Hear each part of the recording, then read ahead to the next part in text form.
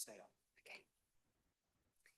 Well, hello everybody. Welcome. We've got a packed house and a packed agenda today, so that sounds good. So I'd like to welcome you all to the meeting today of the Berkshire Pension Fund Committee. Today, Monday, the 15th of September at 4 o'clock. So my name is Councillor Cross, and I will be chairing this meeting.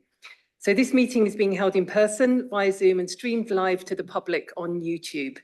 I remind all attendees that participation in the meeting indicates consent to the audio and video being streamed live, and acknowledgement that after the meeting it will continue to be available in the public domain.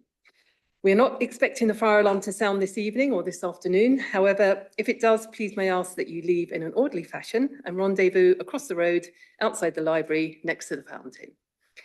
Firstly, it would be useful if all voting members and officers could introduce themselves so that the public are aware of who is in this meeting and the role that they are undertaking. So I'll start with myself. So Councillor Suzanne Cross, I'm Vice Chair of the Berkshire Pension Fund and standing in for Councillor Bond today, who's on his holidays. And I'll pass to my left. Good afternoon, I'm Jo Thistlewood. I am Right hand button. right hand button, sorry. Good afternoon, I'm Jo Thistlewood. I'm Head of Pension Fund. Good afternoon, I'm Philip Boyton, Deputy Head of Pension Fund. Good afternoon, I'm Rachel Howard, Executive Director of Resources, Section 151 Officer. Martin Griffiths, Pension Administration Manager. Ethan Devitt, Independent Investment Advisor. Doug Sharp, Independent Investment Advisor representing Camden. I'm Barry Mackay, Fund Actuary. Joe Peach from LPPI. Richard Tomlinson, Chief Investment Officer, LPPI. Alan Cross, Chair of the Pension Board. Stephen O'Regan, Councillor Stephen O'Regan from Bracknell Forest on the advisory panel. Stephen Newton from Working Borough Council on the advisory panel. Councillor Asghar Majid, RBWM, voting member. Councillor Julian Teasy, RBWM, voting member of the panel. Councillor Mark Wilson, RBWM, substituting for Councillor Simon Bond and voting member of the panel. Councillor Mark Howard, voting member of the panel. Mikey Lloyd, Democratic Service Officer and Clerk to the committee. Thank you.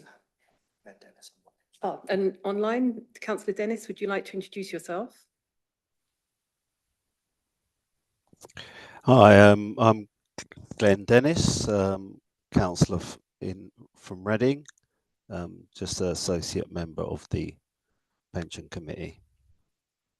Excellent. Thank you, everybody. Okay, so I request that meeting participants do not speak unless I specifically invite you to do so. Once I've invited you to speak, before you do so, please state your name and the capacity in which you are speaking, if appropriate. I would also ask officers to speak at appropriate times. If any individual attempts to disrupt the meeting, I'm able to use my powers in the Constitution to adjourn the meeting or have the individual removed. I'd like to remind councillors that to improve our time and effectiveness as a committee, I would ask that you please limit the repetition of points and questions which have already been raised by others. Where possible, please put forward all new points and questions which you would like raised during your request to speak. Right, we'll start on the agenda items now. So firstly, do we have any apologies for absence? Yes, Chair, we do have an apology, as we've mentioned, from Councillor Simon Bond, who has been substituted by Councillor Mark Wilson. Excellent, thank you. So moving on to item number 2 on the agenda, the minutes. So this is to approve the declaration of interest. So item 2. So are there any declarations of interest, please? So Councillor Newton. Thank you, Chair. Stephen Newton from Wokingham. My wife and my daughter are both active members of the scheme. Thank you. Thank you. Any other declarations of interest at all? No? Okay, excellent. Right, now I'll move on to item 3, so minutes. So to approve the part 1 minutes of the meeting held on Monday, the 16th of June, 2025. Are we happy to approve those minutes? Any questions, any points? No? So I'm happy to approve. Okay, so we'll approve those minutes. Thank you. I don't need to sign anything. We'll just sign it. We'll sign later. Okay, so item number 4. So reports for the local pension board. So this is to receive and note the draft minutes from the local pension board meeting on the 21st of July 2025, and B, to receive and note the draft minutes from the extraordinary local pension board meeting on the 28th of August 2025. Approved minutes by the board, given we've approved those on the 28th. The second are still draft because we've not had a meeting since.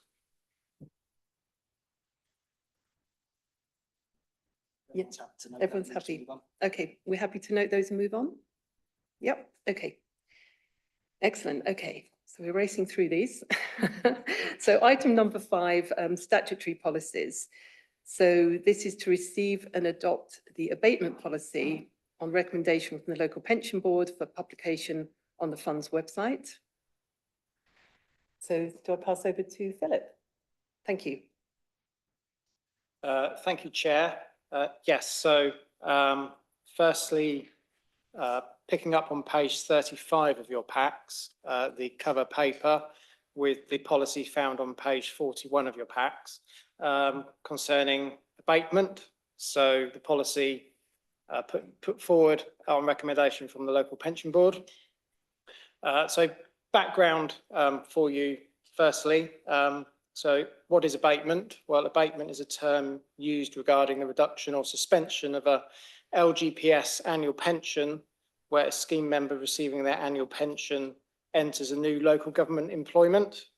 The local government broadly, not just with the Berkshire Pension Fund. Essentially, if the actual annual salary in the new local government employment plus the annual pension in payment exceed the actual annual salary the scheme member earned prior to receiving their annual pension, the annual pension may then be reduced in part or in full for the duration of the new local government employment. Up until the 31st of March 1998, abatement of annual pensions was mandatory. Between April 98 and March 2014, abatement was at the discretion of the administering authority. Following the introduction of new scheme regulations with effect from the 1st of April 2014, abatement ceased to be applicable for service after this date. Therefore, a scheme member who only has LGPS membership from the 1st of April 2014 cannot be subject to abatement. Abatement can only apply where an employee is eligible to join the LGPS in their new local government employment. An example, those over the age of 55, those employed via an agency or on a consultancy basis would not have access to the LGPS and would therefore not be subject to abatement of any annual pension. With the criteria for abatement based upon eligibility, however, an employee who does have access to the LGPS would be subject to abatement even where they chose to opt out of the scheme. Abatement does not apply to surviving partners. So surviving partners of a deceased scheme member cannot be abated should they choose to enter local government employment. The policy brought to you today is a requirement for under LGPS regulations for administering authorities to produce, publish and keep under review its abatement policy. The policy of this pension fund for several years now has been not to abate, and the report sets out no changes to the existing policy. And as at the beginning, the recommendation via the local pension board is to continue with the existing policy, only reviewing if there are fundamental changes to LGPS regulations that dictate changes required, and the policy to continue for 3 years from date of approval. Thank you.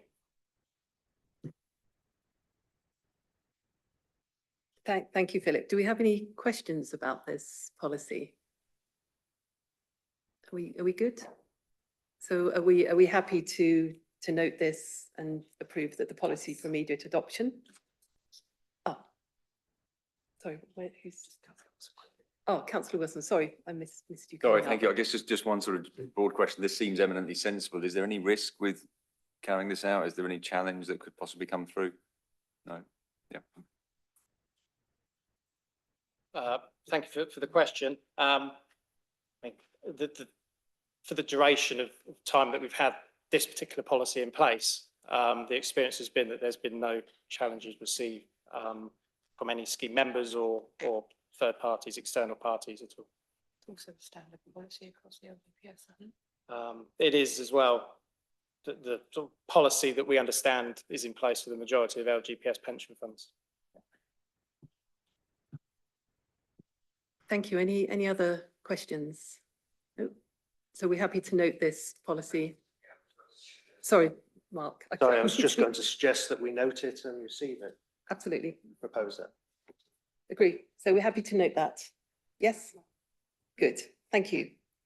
Right. So moving forward to the next statutory policy, to receive and adopt the reporting breaches of the law policy, a recommendation from the local pension board for publication on the fund's website. Is this to you again, Philip? It is indeed. Okay, yeah. over to you. Thank you. Chair. Yeah, so this time picking up the covering paper on page 43 with the policy on page 47 of your packs.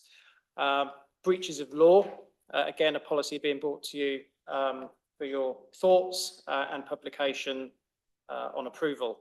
By way of background, the identification, management and reporting of breaches is key and important.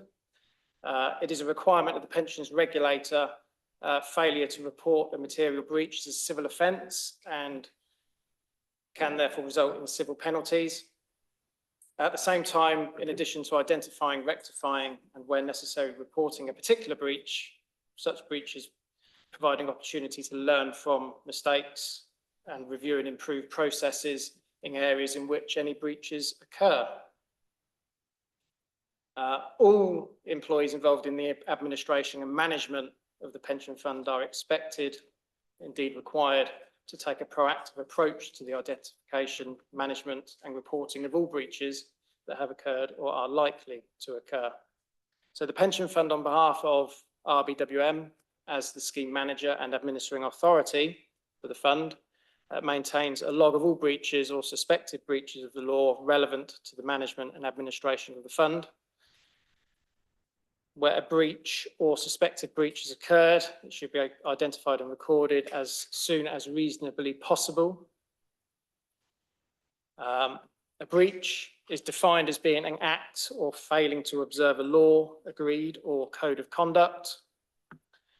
Examples, anything required under LGPS regulations not being fulfilled, the failure to maintain accurate records, any fraudulent act that is undertaken, an employer fails to pay over member or employer contributions on time, a failure to pay member benefits accurately or in a timely manner, and finally, recently, the issue of annual benefit statements by the statutory deadline of the 31st of August each year following completion of the annual year end.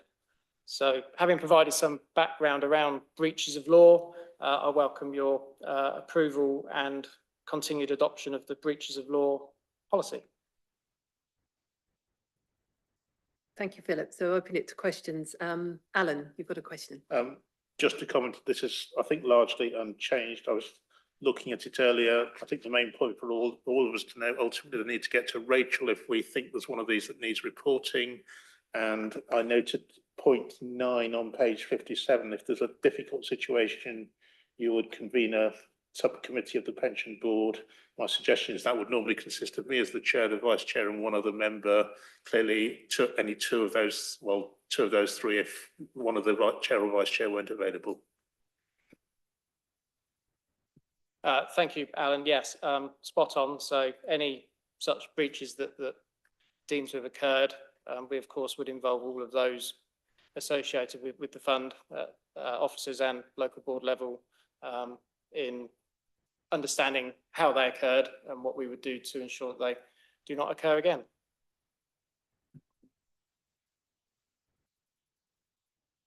So any other additional observations, questions at all? Councillor Teasey. Yes, I mean, I presume I know the answer to this question, but for the record, in terms of the format of this policy and how it relates to other LGPS funds, are we in line with what's expected there in terms of the process, the flow chart, for example? Is that broadly in line with what's required of other funds? Thank you, Councillor Tizzy, for the question. Yes, broadly comparable across pension funds. The flow chart itself is one that produced by the pensions regulator. So standard practice for that to be included. Certainly liaison with our southern area colleagues, pension officer groups. We sort of share thoughts and ideas. So we run very similar policies in this regard, yeah. Thank you. So any other questions at all? Okay, good. So are we happy to approve this policy for immediate adoption? Okay, lots of nods. Great. Thank you, everyone. Okay, so moving on to the third point on statutory policies, to receive and adopt the board members' code of conduct on recommendation from the local pension board for publication on the fund's website. Again, this is over to you, Philip. Thank you, There's a Chair. pattern here. So this time from page 59 with the policy on page 63 of your packs, presented to you recommendation through the local pension board that the publication of the pension board code of conduct, essentially outlining the expected ethical behaviours and standards for members of the local pension board. It covers areas such as conflicts of interest, confidentiality, and commitment to training and attendance. The code ensures the local pension board operates with integrity, transparency, and accountability, as well as encouraging best practice in pension scheme management and administration. Now, in ensuring compliance with the pensions regulator's new general code of practice, officers of the fund will in due course review the code of conduct with particular focus on publishing a specific conflicts of interest policy that will have focus on conflicts which arise because of the administering authority managing its pension fund in the local authority environment. So quite simply seeking your approval of the existing policy, but bearing in mind that with the new pensions regulator's general code of practice, that there will be a need for a further review in due course. Thank you. Thank you, Philip. So again, any comments, observations, questions at all? Lots of shaking heads here. So, okay, that's good. So are we okay to approve the code of conduct for pension board members' immediate adoption? Yes? Great, excellent, thank you. Okay, so I think the final one now on statutory policies. So to receive and adopt the responsible investment policy on recommendation from the local pension board for publication on the fund's website. So again, over to Jo. Great. Thank you. Thank you. A change of personnel. So this is the revised responsible investment policy, which has been drafted and updated following 3 meetings of the Task and Finish group. The covering paper is on page 75 of your pack. The papers that are published include an equalities impact assessment, as this is a updated policy. The full EQIA has been published and reviewed by the Council's Equalities Officer. Appendix 2 on page 85 contains the substantive policy that is recommended for adoption. And Appendix, sorry, I've just super page down here, sorry. Appendix 3, Appendix C in the pack summarises all of the changes that have been made since the previous policy was adopted in 2022. So you can see where the significant areas of change are without having to read both policies side by side. The task and finish group met 3 times, was supported by officers from LPPI and from our independent advisors. The policy has been updated to specifically reference and explicitly reference our approach to responsible investment, ensuring that the fund meets its fiduciary duty to scheme members by payment of pension and to scheme employers by maintaining affordability of contributions, but being mindful of the impact that environmental, social and corporate governance factors can have on those returns. The policy expands on the fund's responsible investment beliefs at section 6.1 of Appendix 2.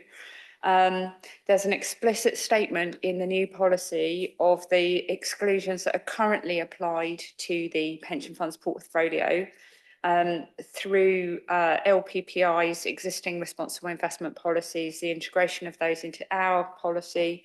There's a specific exclusion on companies that manufacture or distribute controversial weapons. And through the Global Equities Fund, a specific exclusion on extractive fossil fuel companies. The policy states that we're not proposing any specific further red lines or exclusions at this point, but we will consider those as and when we come up against them. There's also a specific explicit statement on the approach, the fund's approach to active ownership and stewardship approaches, how we will engage with the companies that we are invested in to ensure that they maintain their standards of operations and we are comfortable in retaining investments with those companies. And there's also a clear statement about how we will deal with and respond to matters raised as a matter of public concern and the factors we'll consider in those concerns when we're addressing those concerns. In terms of the responsible investment priorities within the policy, there's no changes to propose to the 6 priorities previously identified, those being climate change, pollution, biodiversity, affordable housing and local investment, and corporate governance issues. The statements of how we will address those policies have been rationalised and made them slightly more easy to understand what we're doing, but also to enable us to report against those priorities. And in the final section of the policy, in terms of implementation actions, we've addressed all of the plain English issues to making sure it's more readable. And we've made some more explicit statements on divestment from disinvestment as a last resort and the process by which engagement will be followed. And if engagement fails, the fund has the right to ask LPPI as our investment manager to consider disinvestment, subject to there being no material financial detriment to the fund. Noting also in the policy specifically that this will in practice be subject to the agreement of partner funds in the pool. I'm happy to take any questions. This policy has been reviewed by the members of the task and finish group. It has been reviewed by the local pension board, and it's recommended for adoption, but I'm happy to take any questions. Thank you, Jo. So I'll if we could press the button on the, sorry, that would be great. So I know who wants to, so Councillor Howard was first, so over to you, Mark. I'm very happy with the policy.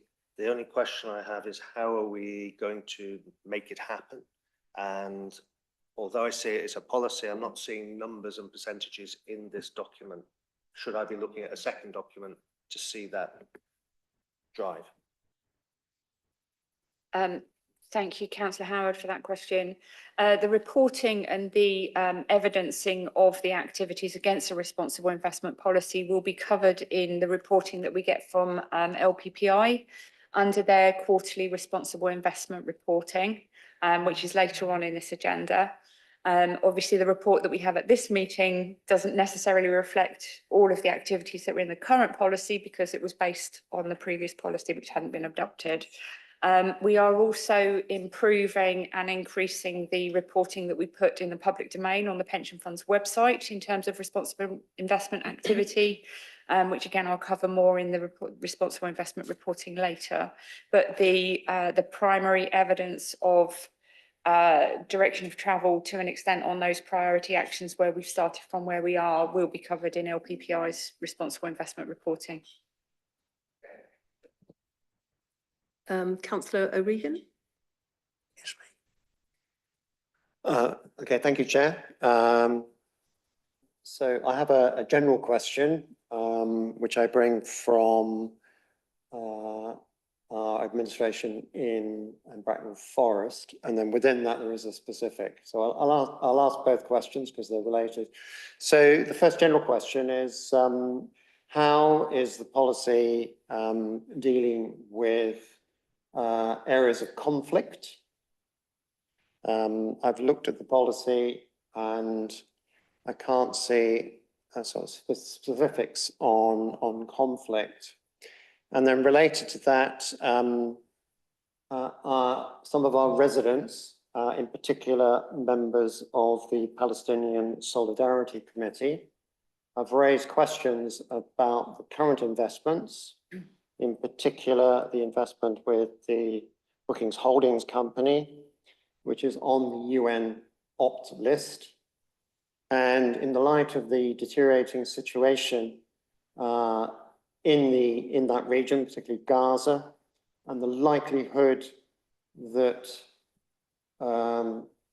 Holocaust, or at least a very serious breach of human rights, is going to have legal weight,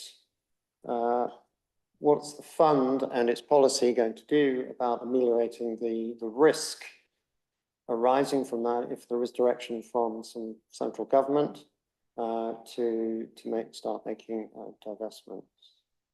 So apologies for that. So a general question about how we're handling conflict, and then specifically within that, the developing situation and the investments that we have under the UN op list. Thank you.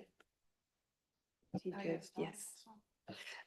Thank you, Councillor O'Regan, for your question, and very good questions. The policy does not specifically mention conflicts. It doesn't mention conflicts. It does mention areas of public concern. Excuse me, as we've previously stated, a lot of the responsible investment policy decisions that are, or the implementation of our responsible investment policy is undertaken by LPPI. And so we are advised and guided by the policies that they have. LPPI have developed a statement on investments in conflict-afflicted and high-risk areas, which is published on their website. And I believe I've shared links to that paper to committee members and panel members and board members. We haven't put in a specific statement about conflicts because to an extent, if you mention one conflict in specifically, you have to mention all conflicts. And to an extent, if we were to disinvest in companies that were engaged with any conflict in the world, we would have a very difficult and reduced investment universe, may almost be, restricting ourselves unnecessarily. So we have our policy on conflict areas, which is driven and linked by work that LPPI are doing, is to identify those companies who may be associated with activities in those areas and undertake enhanced due diligence work on those or LPPI on our behalf undertake enhanced due diligence work on those to identify why the company is on our investment portfolio, what the impacts, what the implications are for those companies and for us in being invested in them. I've lost my train of thought, apologies. There are no specific exclusions on companies in our portfolio in respect of conflicts. But as I say, LPPI's investment committee do undertake a lot of due diligence work to understand what we're invested in and why we're invested in it. My understanding of the Booking Holdings investment is that we are invested in Booking Holdings, the holding company, which is actually the company that's on the OPT list, but it's on the OPT list as a holding company rather than a direct investor in areas of that, in that Israel area. Booking Holdings is a holding company of many subsidiary companies, one of which may have a direct link to the Israel conflict, but at the holding company, the investment is not directly impacting on, or the investment that we have in the holding company isn't directly impacted by on the conflict. Many of the companies that we're invested in the Palestine Solidarity Campaign list are global multinational companies who have activities in multitude of areas, some of which may be being used, for example, in or maybe linked to activities that may be happening that are happening, in Israel, but are not directed. It's not the primary purpose of that business activity. So in terms of what we're dealing with conflicts, we are LPPI are monitoring the investments that we hold and identifying those that are on lists of impacted company or impacting companies. They will monitor to understand what those activities are. We undertake specific, or as part of our partnership with the local authority pension fund forum, there is a lot of activity being undertaken in terms of engagement with companies that are on various lists to understand what it is that they're doing and how those companies are dealing with the legislative and regulatory requirements on them to ensure that they are fully in compliant with any sanctions, etc., that may be applied to that company. On the basis of the engagement that we undertake, provided we have assurance that the company is complying with the legislative and regulatory requirements imposed on them, then to an extent we are comfortable that we are safe in retaining that investment. Should the engagement activities fail or not deliver the necessary improvement, then the final step that we have is to recommend or to decide that we want to disinvest. We would then make a recommendation to LPPI that they consider disinvestment on our behalf, noting that LPPI will be driven by their investment committee and their standards and ensuring that there is no significant material financial detriment to the pension fund, and also noting that there are other partners within the LPPI pool. All investments are held through pooled investment vehicles, so it would be a change to the structure of the pooled investment vehicle, not simply saying we don't want to hold this anymore, and there are a lot more regulatory and compliance steps that need to be undertaken. I'm sorry, that was quite a long answer, Councillor O'Regan, but hopefully that explained the situation where we are. Thank you, Jo. That's a very comprehensive answer. Councillor O'Regan, do you want to come back on that before I go to Councillor Teasey? What's the rules? Am I allowed to speak further or ask further questions? Yes, please, if you'd like to come back on what Jo's just said. Well, first thing I'd like to thank Jo for such a comprehensive answer. We realise it's a complicated area because you've got to balance different interests. There's different things to consider. However, I noted the policy does make reference to climate change as an important sort of social, economic, environmental concern, obviously, but doesn't to conflict areas. I think if we examine the LPPI statement, it's prepared to talk about what a conflict affected area is. Look at the EU. The EU has a policy on sort of conflict minerals around the world. So I think there is wording that we could use and bring into the policy around conflict. Just from a risk management point of view, I understand that you're monitoring the situation, but it's a rapidly developing area. I guess the policy, is it in the policy? Is it outside policy? Difficult to say, but my feeling is that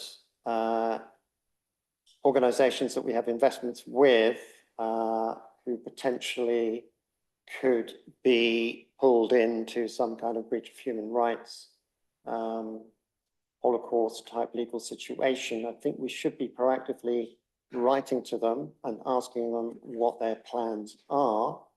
And then we should be able to summarize that information and feed that back to members and residents. But once again, thank you very much for your comprehensive answer. Yes.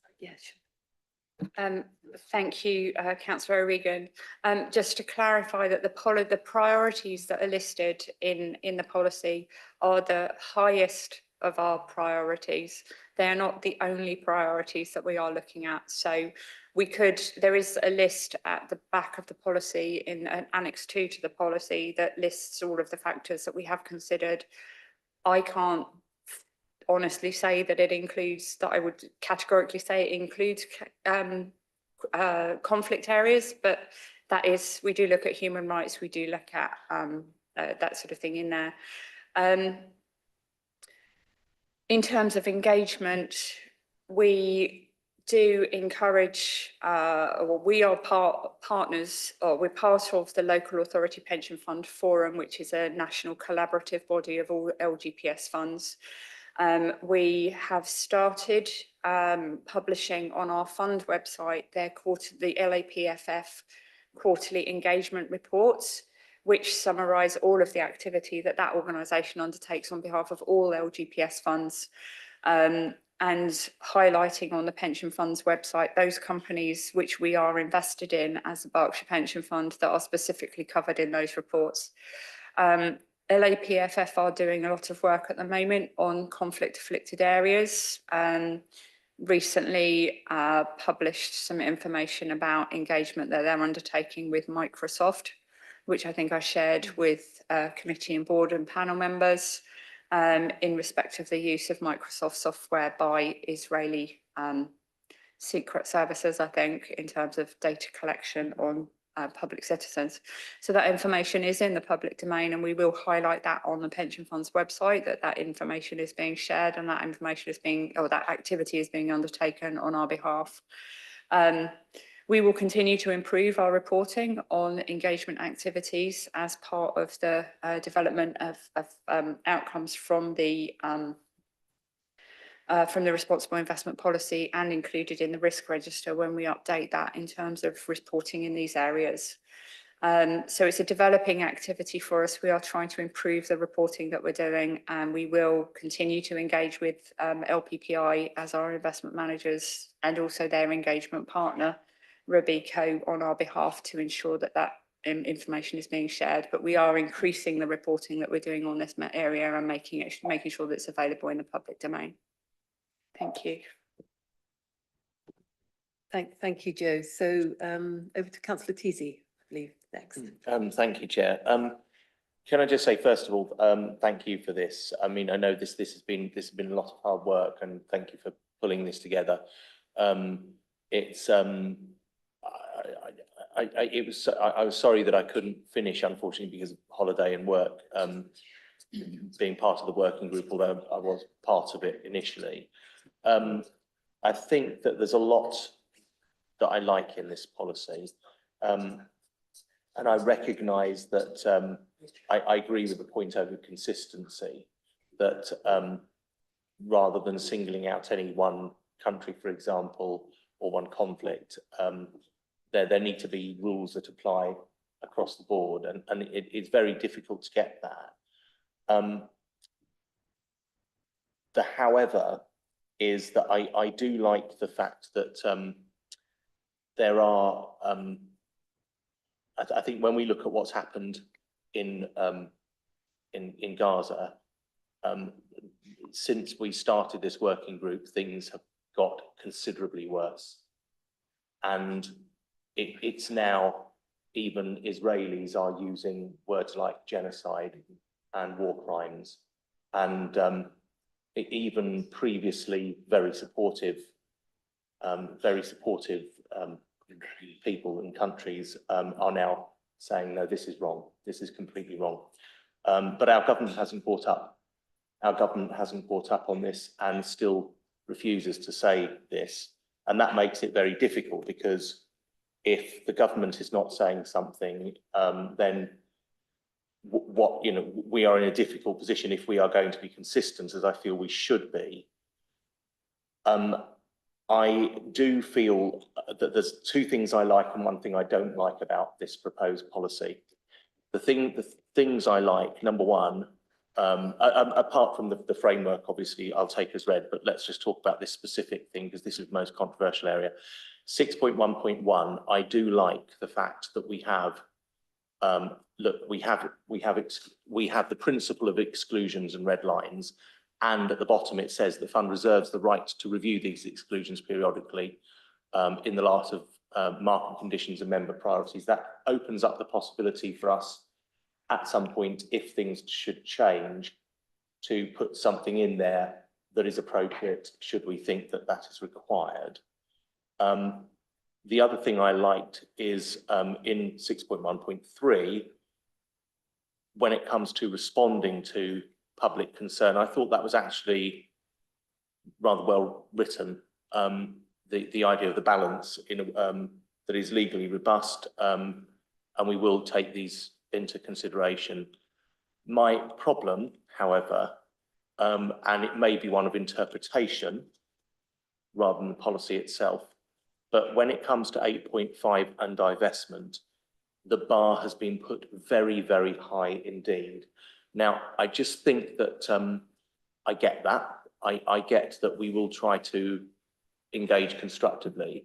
However, I'm not quite sure how you can engage constructively with a company carrying out clearances of civilian homes in the West Bank or Gaza, for example. There's no, you just have to divest. But I recognise that we need, we cannot do it, unless there is some, material long-term thing. But that it's just, I just think the bar has been put too high. It said would not result in any material financial detriment to the fund, although the word material is arguably a judgmental call, and then saying that provided the fund considers scheme members to be supportive. That's interesting. I'm just poring over the words there because I know that the members have to be supportive, but I hope this is not interpreted in a prohibitive way, such as we're going to have a referendum or something like that. I hope that in practice, should members make it clear that, look, we've got to a point now where we have to divest morally and actually for the protection of the fund, because at any moment we might be told that investment has to be written off and we don't want that. That we would be able to do that without coming up against a very high bar. So I just wonder if you can give any reassurance in that direction. Yes, if I may, Chair, Sure. And I will try not to defer to LPPI because I think we've had LPP and I have had this conversation a number of times, so I think I know the answer. But Richard, Joe, if I do say anything out of the order, then please let me know. Firstly, thank you very much for your compliments on the policy. This was a lot of hard work. Members of the group were very engaged. Thanks to for the support of colleagues from LPPI and investment advisors, and those members of the committee and panel and board that were on the group. Specifically, Councillor Teasy, in terms of companies in which we have an interest that are linked to the Israeli conflict, please rest assured that we have no companies that are listed as specifically directly engaged with that conflict. The only company that is on the UNOPT, the only company that we're invested in that is on the UNOPT list, which is those companies that are specifically identified as being active in that occupied Palestinian territory, is bookingholdings.com. And as I said previously, that is the investment. We hold shares in the holding company, Booking Holdings, not in any of the specific companies that are physically active. So we are a couple of layers removed from any company that is directly involved to an extent in Israel. In terms of the companies in which we are invested, LPPI, as I say, implement our investment strategy on our behalf, and they do carry out some very good, strong due diligence on those companies. and are very clear. They monitor the OPT list on a regular basis, and they monitor our holdings against other lists of identified companies. The companies that have been identified that we are, or that are on the LGPS in Disinvest website are companies like Microsoft and Alphabet and Ford, who are big multinational companies who carry out a wide range of activities and who sell their software rights, etc., to a variety of people, companies, countries, individuals who use them for appropriate purposes. The engagement activity that LAPFF have been undertaking with Microsoft has specifically related to a claim of the use of their software for a specific purpose.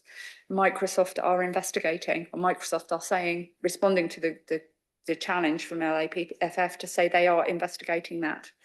That information is in the public domain. Until such time as Microsoft are to an extent say, yes, we're complicit, or no, we are not complicit, we have to rely on the fact that that engagement is being undertaken. The statement on divestment is designed to link back to the previous sections within the policy, that we will carry out all of the activities that we've mentioned in the policy in terms of engagement and strong stewardship. And at the last resort, if those engagement activities fail, then that is when we will consider disinvestment. The two tests that are outlined in there around material financial detriment and scheme members' interpretation were those that were set out in King's Counsel's advice to the Scheme Advisory Board in terms of fiduciary duty and investments. So we are in compliance with King's Counsel obligations or recommendations in terms of how we consider disinvestment. So to summarise, we're not invested directly in any company that is directly implicated in, for example, knocking down settlements in Gaza. Our investments are at a high level in multinational companies who have a very small proportion of their business which may be directed or linked to the activities in that area.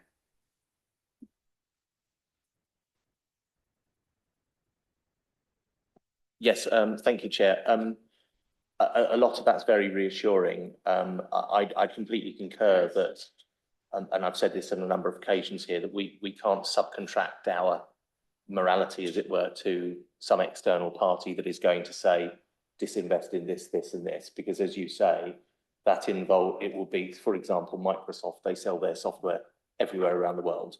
And the fact that most ordinary people have it, but also these other people have it, does not mean we'll disinvest. I completely agree with that. It's good to hear that we are not, that we don't have investments where there are companies directly engaged in the conflict. And it's good to hear that we are regularly reviewing this OPT list.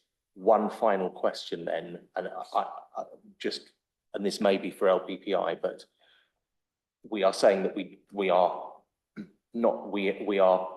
not currently directly engaged in any company directly engaged in conflict. I think I've got that wording right.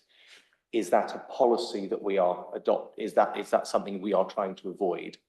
And likewise with the OPT list, I recognise that there's one and it has other, it's a holdings company, etc. But with regard to such companies, are we using this and engaging to make sure that we minimise any, we are considering that as a material consideration with the aim to try and avoid that where possible or minimise that where possible? I think we are working with LPPI. I have a number of conversations with LPPI on this matter pretty much every week. Lots of different questions being asked, and we're working very closely on this. In context, the holding of Booking Holdings is 0.8% of the fund's total investment portfolio, the total investment portfolio being £3.2 billion. So it is a very small element, and appreciating that it is potentially one of those areas that, you know, it is an identifiable company. We are working very closely with LPPI. LPPI have experts in this matter who do the due diligence and who view this and who make the investment decisions. They also have an investment committee that reviews the investment decisions of their professionals to make sure that it's done in appropriate standards and following all the necessary processes. The statement that LPPI have made in terms of conflict affected areas is a precursor, I believe, to a policy statement that is being developed by the investment committee, which will be available after this committee meeting, shortly after, and as soon as that is available, obviously LPPI will share it with us to make sure that that we're in compliance with that. But that will supplement the policies that we already have and the policies that we already operate within, which are mentioned in our RI policy, that we are working with them and we are benefiting from the policies that LPPI have. So it strengthens our position for every policy that LPPI develop. Thank you, Jo. And I note we do have responsible investment with LPPI later on in the agenda item number 10. So we also have time to talk there as well. But next on the list, Councillor O'Regan again. So over to you. Yes, thank you again. Thank you again, Chair. Couple of things. So firstly, I just wanted to thank my colleague for his questions and the dialogue and the debate that's generated. I think it goes to prove that the policy could be, should be sharpened up in this area of conflict areas. I think some of the words that have been used would formulate the basis of a change to the policy. The second point is, I am a little bit disturbed by this argument, this scale argument, which is these are very, very big companies and these investments are very, very small. These investments were a very, very small part of the fund. So for the communities affected in the occupied territories, the fact that a company is facilitating potentially the illegal use of land as a holiday destination, I'm just imagining, I can't back this up with facts, but just making a general assumption. I think if that's going on, that would be a terrible affront to the local population and legitimizes those potentially illegal activities. So this scale thing, we need, okay, it's a factor, but we need to think about what is actually happening on the ground from these minor investments.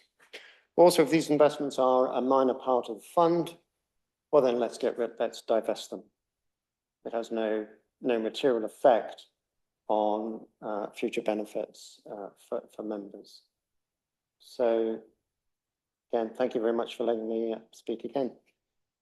You want to come back on that? I will just very quickly. Yes. With the Berkshire Pension Fund does not have any direct holdings. We do not hold those shares directly. Those shares are held. The Berkshire Pension Fund holds units in the Global Equity Fund that is managed by LPPI.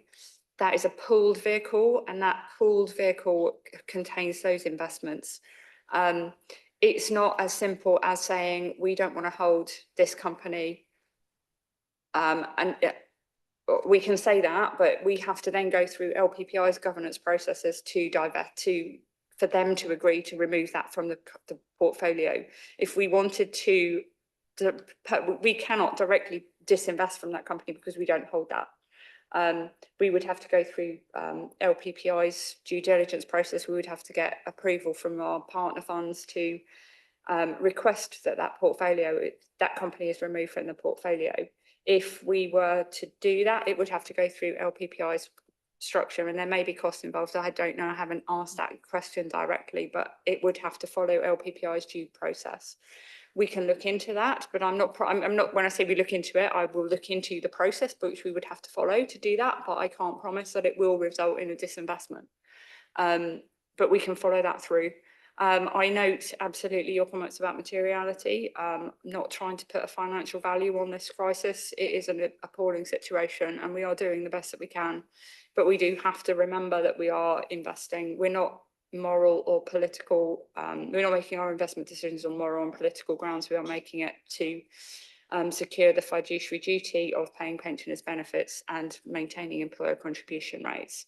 We will continue this discussion. I will continue this discussion through ongoing through with LPPI, and we can work this through. But at the moment, the policy is identifying specific areas that are high risk, high priority.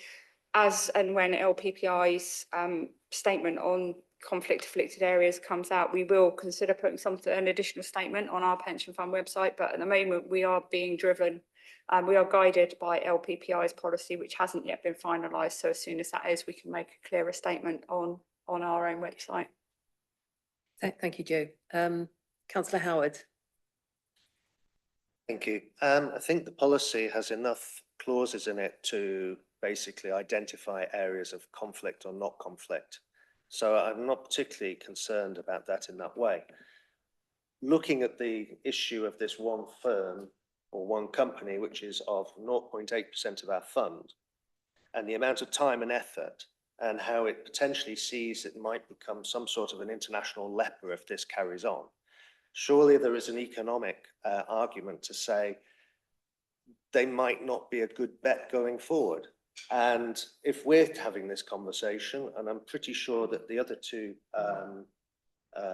funds, what is it, Lancashire and London, will be having probably a very similar discussion at some point, I think is that it might be something we might just want to look and say, this company's just not worth the effort, both from an LPPI point of view and as the LPPI representing the Berkshire Pension Fund.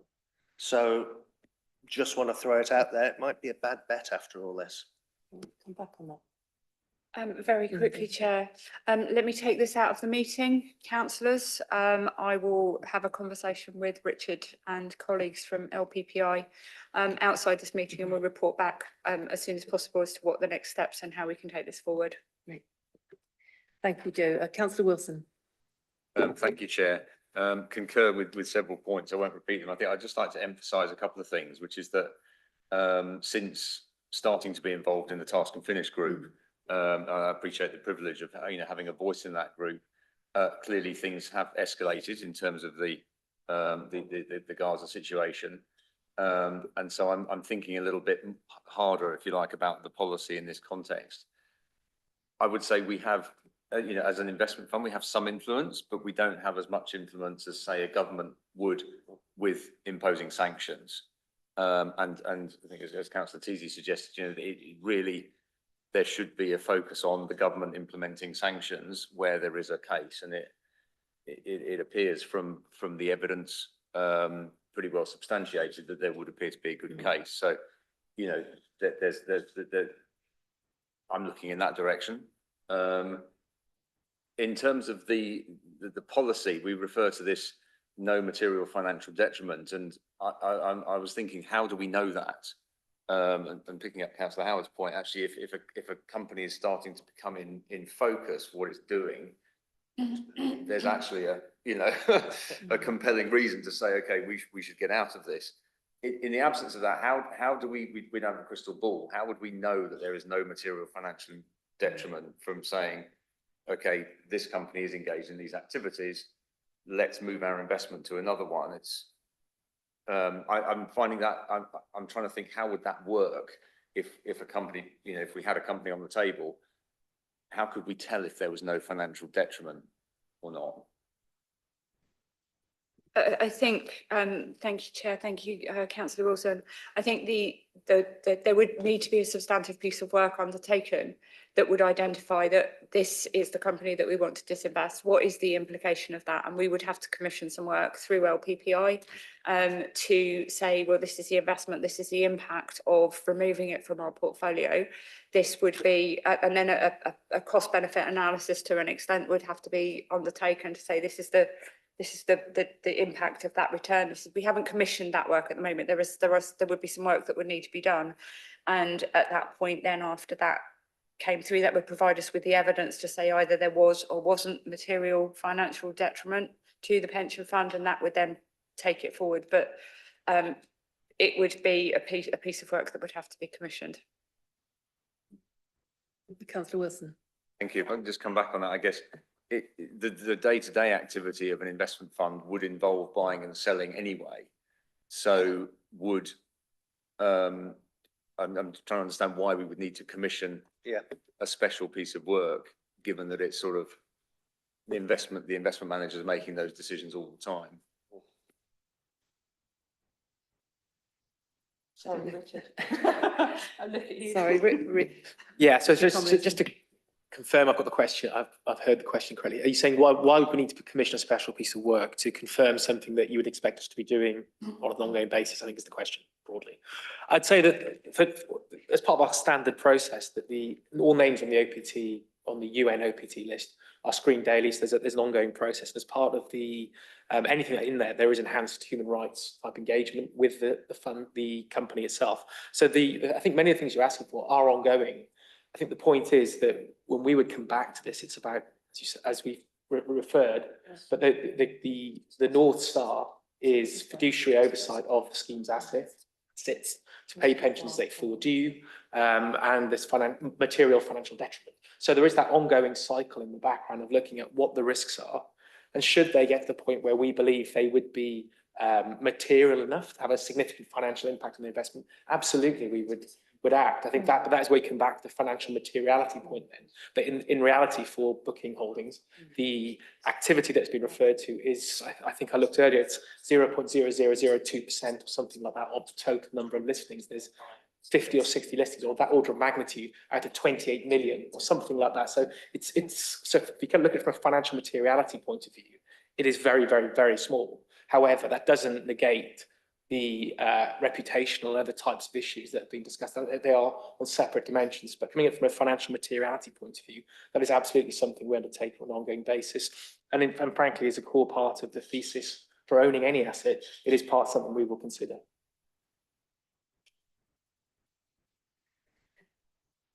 Thank you, Richard. Alan Cross.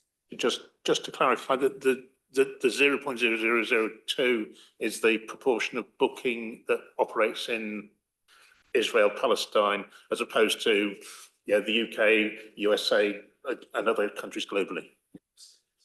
So I checked, I confirmed the stats. So it is less than 100 properties out of 28 million globally. So from a financial materiality point of view, it's very small. That's not to say that to negate the reputational and broader issues, but it's a tiny piece of the business that is being challenged through this conversation. Okay, thank you, Richard. Councillor Majid. Thank you, Madam Chair. This has been going on for months and months, and we've been doing analysis, we've been doing consultation, we're doing everything. We are, LPPI is being told that you are investing in something which is being used for genocidal purposes, or the company's making profit from something which is happening in Palestine. We've got that reputation already, whether it's 0.0002 or 28 million or 1 million. We have already got that reputation by people coming in, your public coming in and telling us that this pension is investing in companies which are involved in genocide or Holocaust or anything along that lines. So why don't we just get rid of it? We keep, as Councillor Howard mentioned, we're allowed to buy and sell whenever we want. Get rid of it. I don't want that reputation for my pensioners. I don't think anyone else does. Thank you. Richard, do you want to come back on that, or Joe? I can. We've been there. That's what I'm saying. I fully understand the position you're in, let's just say. I do understand. It's a very challenging line that we're walking here. So we'll take the comment on board. That's the challenge. I don't want that reputation. I don't think our pensioners want that reputation. And I'm sure the panel doesn't want that reputation either. Thank you. Sorry, through you, Chairman. Sure. Can I undertake with from this committee meeting that we will have I'll have a more in-depth conversation with LPPI about this, and we will look into this and perhaps report back at a future meeting as to what activities we're undertaking. Rather than continue this discussion, I think the difficulty that we have at the moment is we are where we are today. I think there will need to be more investigation done. We'll need to do some more analysis to determine absolutely balancing the moral, political, reputational issue with the financial issues. We need to do that more investigation. A lot of the stuff that we're saying at the moment, we are making assumptions to an extent that this is the process. We're stating this is the process, but we haven't actually followed what it means when we follow each of those steps. We've outlined the process that we would need to follow. We haven't followed that process. If we follow that process, then we can actually report back and substantially say, this is why we are doing what we are doing, rather than in principle, this is what we say we are going to do, and this is how we think it would work. So I think we need to take a step and say, if the committee wishes us to, let us take that next step and investigate what the impact of holding, not holding this company is, so that we can actually make an informed decision rather than basing it on, with the greatest respect, emotional and emotional basis. Let's get some facts behind that and follow that through. Okay. If you're happy with that. Months' time, the general consensus seems to be from this panel is get rid of it. Why are you going to come back in 3 months' time and tell us something else? So all I'm saying, this is me going on for months already. I can remember the Palestinian groups coming in here about a year ago or something, maybe even longer. We're still sort of saying, yeah, I'll come back to you in the next meeting and see what we can do. The panel was saying, get rid of it. I don't want that reputation. We don't want that reputation. And I'm willing, for me, if you're going to carry on working with people who are involved in genocide, then I will have to leave this panel. I can't be part of it. No, I understand, Councillor Majid, and I fully understand. I mean, it's a complex and challenging area, and it's moving and it's under constant review. And I agree, there's no easy answer, and I think that's part of the challenge that we're hearing here. But can I pass on to Rachel Howard? Thank you, Chair. We've heard loud and clear the panel's views. Absolutely recognise the concerns that have been raised. We are not the only pension fund grappling with this issue. It's happening up and down the country. And the fact that we're all grappling with it and have not all come to an easy answer and a way of doing that is because it's complicated. So Joe has committed already, and we will do that, to go away and look at more detail about the practical implications, because it is not straightforward. As Joe said, we do not just own some shares that we can go and sell tomorrow. That's not how this works. That investment is there as part of our fund, but they are not directly held by this fund. So we can't just say to LPPI, can you go and sell them for us tomorrow, please? It's just not that straightforward. So we need to do that bit of analysis to make sure what the implications would be, that there would be no material financial detriment, and that we continue to maintain that fiduciary duty to the fund's members. So we've committed to doing that. We will take that away, but absolutely heard you all loud and clear in terms of the direction of travel. Thank you, Rachel. Councillor Wilson. Thank you, Chair. Yeah, just I think slightly encouraged by the receptiveness of sort of thinking about this and picking up those points. Clearly, we're not seeing the government acting, and I think what I'm seeing is that more and more people are acting. There have been various instances of people sort of, making their own means of protest and legal protest. And also in terms of how they spend their money, because that is something that no one else can control. There's a lot of marketing, but it's up to us how we individually spend our money. And I'm seeing that moving around, and I think people could be influenced by it. So I think this does actually link very much into investment decisions, just by virtue of that circle, almost like coming at it from a different angle. So I'd be quite keen to be involved with Councillor Howard if there's a sort of a review of a process around how we can almost preempt a negative impact if that is coming because of a sort of almost like a people movement, if you like. Yeah, thank you. Thank you, Councillor Howard. Just had a quick check, and I mean, we're talking about effectively Booking.com. They're active across the whole of the Middle East. There's apartments in Cairo, in Jordan, everywhere. I think is that we should possibly turn this the other way around slightly. And I would be really looking and hoping our investment manager would be using their position as a major, well, a reasonably large shareholder to ask at a senior level inside Booking.com, why are they still letting this problem embarrass us all? Because that's what it's done, Booking, them, everybody. And from what I understand, it's not so much about Gaza, it seems to be about listing of apartments in the occupied territories and in settlements where they shouldn't be. So I think that might be something we can go forward with today, is can we write to the MD or the chairman of the board, whoever's, and ask them to understand why are we being embarrassed by this when it's a multi-billion-pound company and it is 28 million pounds of their massive total. So if it means nothing to them, then they shouldn't have a problem. Undertaking. We have been talking to them about their processes and how this is on, and what they do. They have built teams to look at these factors, and there is a whole series of activities that have taken place. So the things that you're describing are we've been engaged as have other investors on that. So it's, you know, and we will continue to do so. What's been the response from Booking.com? So actions that have been taken over the last, so when I looked earlier today, if you look through the last few years, multiple investors have engaged them and then processes have been put in place. However, I think what you may say is the outcome is still, there are still properties listed that are in the territories that we just described. But there is more rigor around that process now than there would have been a few years ago, let's just say.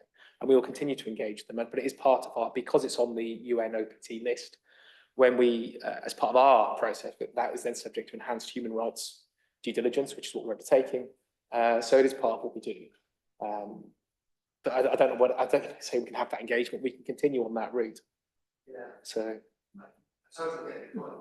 if we contrast this with what happened in Russia, where multi-billion-pound companies were disinvested by multi-billion-pound holding companies, people like BP, who managed to get rid of a massive oil company into domestic investors at the end. I don't think getting rid of a 28 million pound liability from Booking.com should be something that they sweat too much about. But at our level, I agree. However, this is a very cliched statement, but every time you start going down that path, there are many, many other assets that you can look at. So it's where do you put the boundaries in place? And that's the tightrope we're all trying to navigate, is where does that line sit? So my view would be we need to continue this conversation, continue engaging. We'll continue talking to Joe and the team. We're very happy, we're fully transparent with you.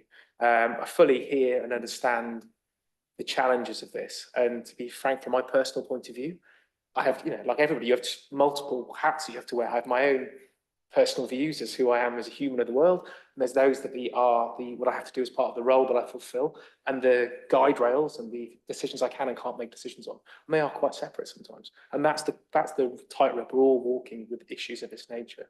So what I'd say is I absolutely hear the feedback from the councillors in the panel. We'll continue to engage with Joe and team. And I'm sure we'll be talking about this again. And as I say, it's a deeply, it is a challenging and thorny topic to navigate for all of us.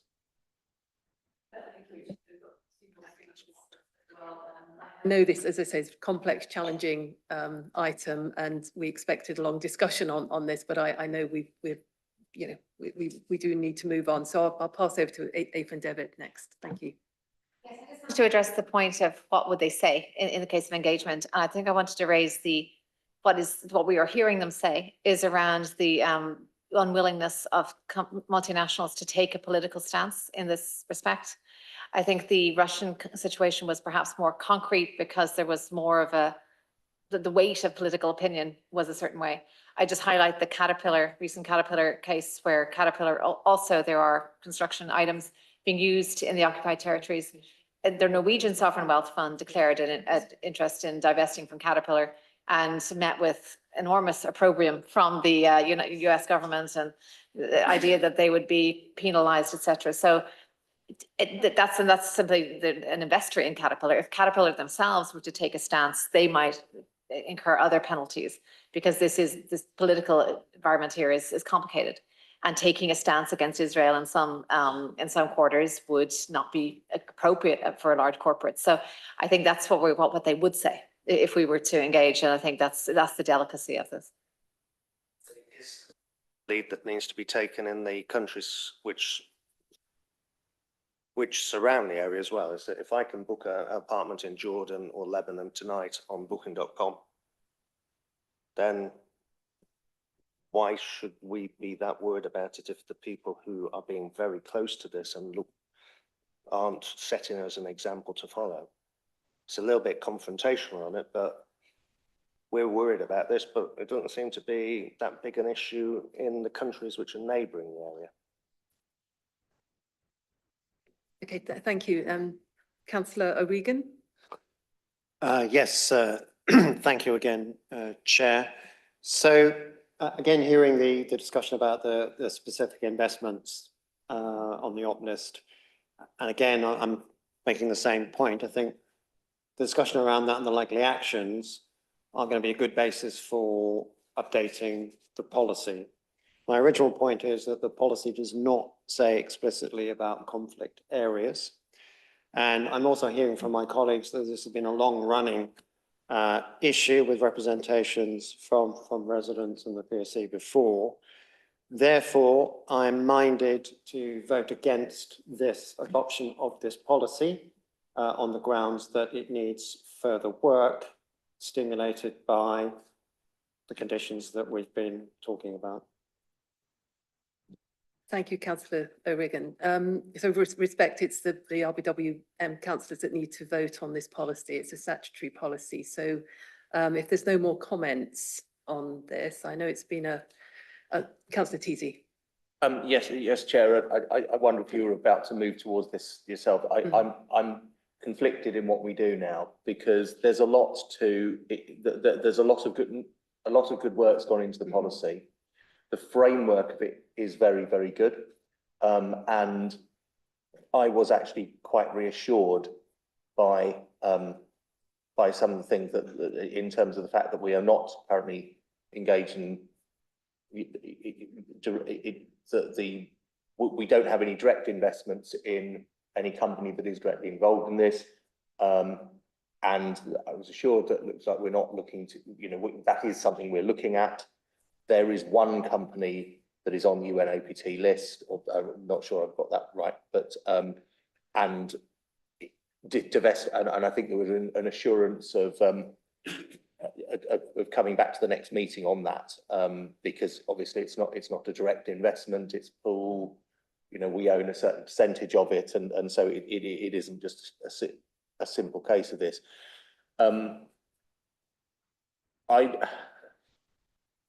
I must admit, though, I don't know, perhaps it's interesting since I spoke and I thought I was going to be the last one, actually, it's all kicked off. And I think the recent, I think the Caterpillar investment is an interesting one because certainly reading that Norway said that the Norway capital wealth, its wealth fund has divested, and the US has tried to push back on that. That to me isn't complicated. That they did the right thing. Caterpillar is, this isn't like a Microsoft or a Ford. This is a company that is. Sorry, Councillor, I'm being told we're not in Caterpillar, never have been. Okay. So we're going down a bit of a rabbit hole here. It was just an example. Sorry, I wasn't saying that we were investing there. It looks like we're not.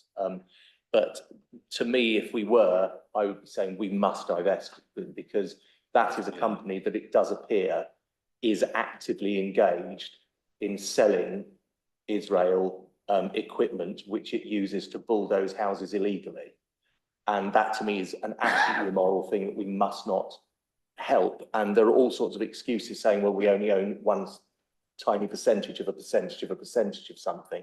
I know that we don't, but as an example, if that were the case, I would have concerns. And I wonder what we can do here. I wonder if we either put this off and say, look, you know, take this away, have a rethink, rather than just vote it down, because there's a lot to do this. And I just think that perhaps the policy, the framework itself is fine, but I can hear we are not reassured. Yeah. Sorry. Thank you, Councillor Teasey. Councillor Wilson, over to you. Oh, Councillor Majid, sorry. Yeah, you came on my screen and disappeared. Thank you. Sorry, you turned it off. Okay, So, Councillor Majid. I agree with Councillor Julian. I think all of us have mentioned all the hard work that has gone into it. But based on what Councillor O'Regan said, and my idea was to go down that route anyway, I'm not voting for this because I'm hoping it'll come back in the next 3 months' time. You know, bearing in mind what we've actually discussed, and that will be in there in the next time round. So I will be voting against this at this moment in time. But thank you for all the hard work, and Joe, thank you. Thank you, Councillor Majid. Councillor Wilson. Thank you, Chair. I guess a couple of points. The first one is just to pick up on what I've been said about the, you know, we should not be taking political stances, but then, you know, if we're giving consideration to how a government is reacting to a fund divesting, that for me is a political stance. So I'm very worried about, actually, if we're sitting here thinking, oh, we can't divest in this company because a government might not like it. You know, that doesn't feel very good. You know, is the US kind of trying to throw its weight around with Norway? I don't know. And we're kind of saying, oh, we don't want to put ourselves in that position. That does not sit very comfortably with me.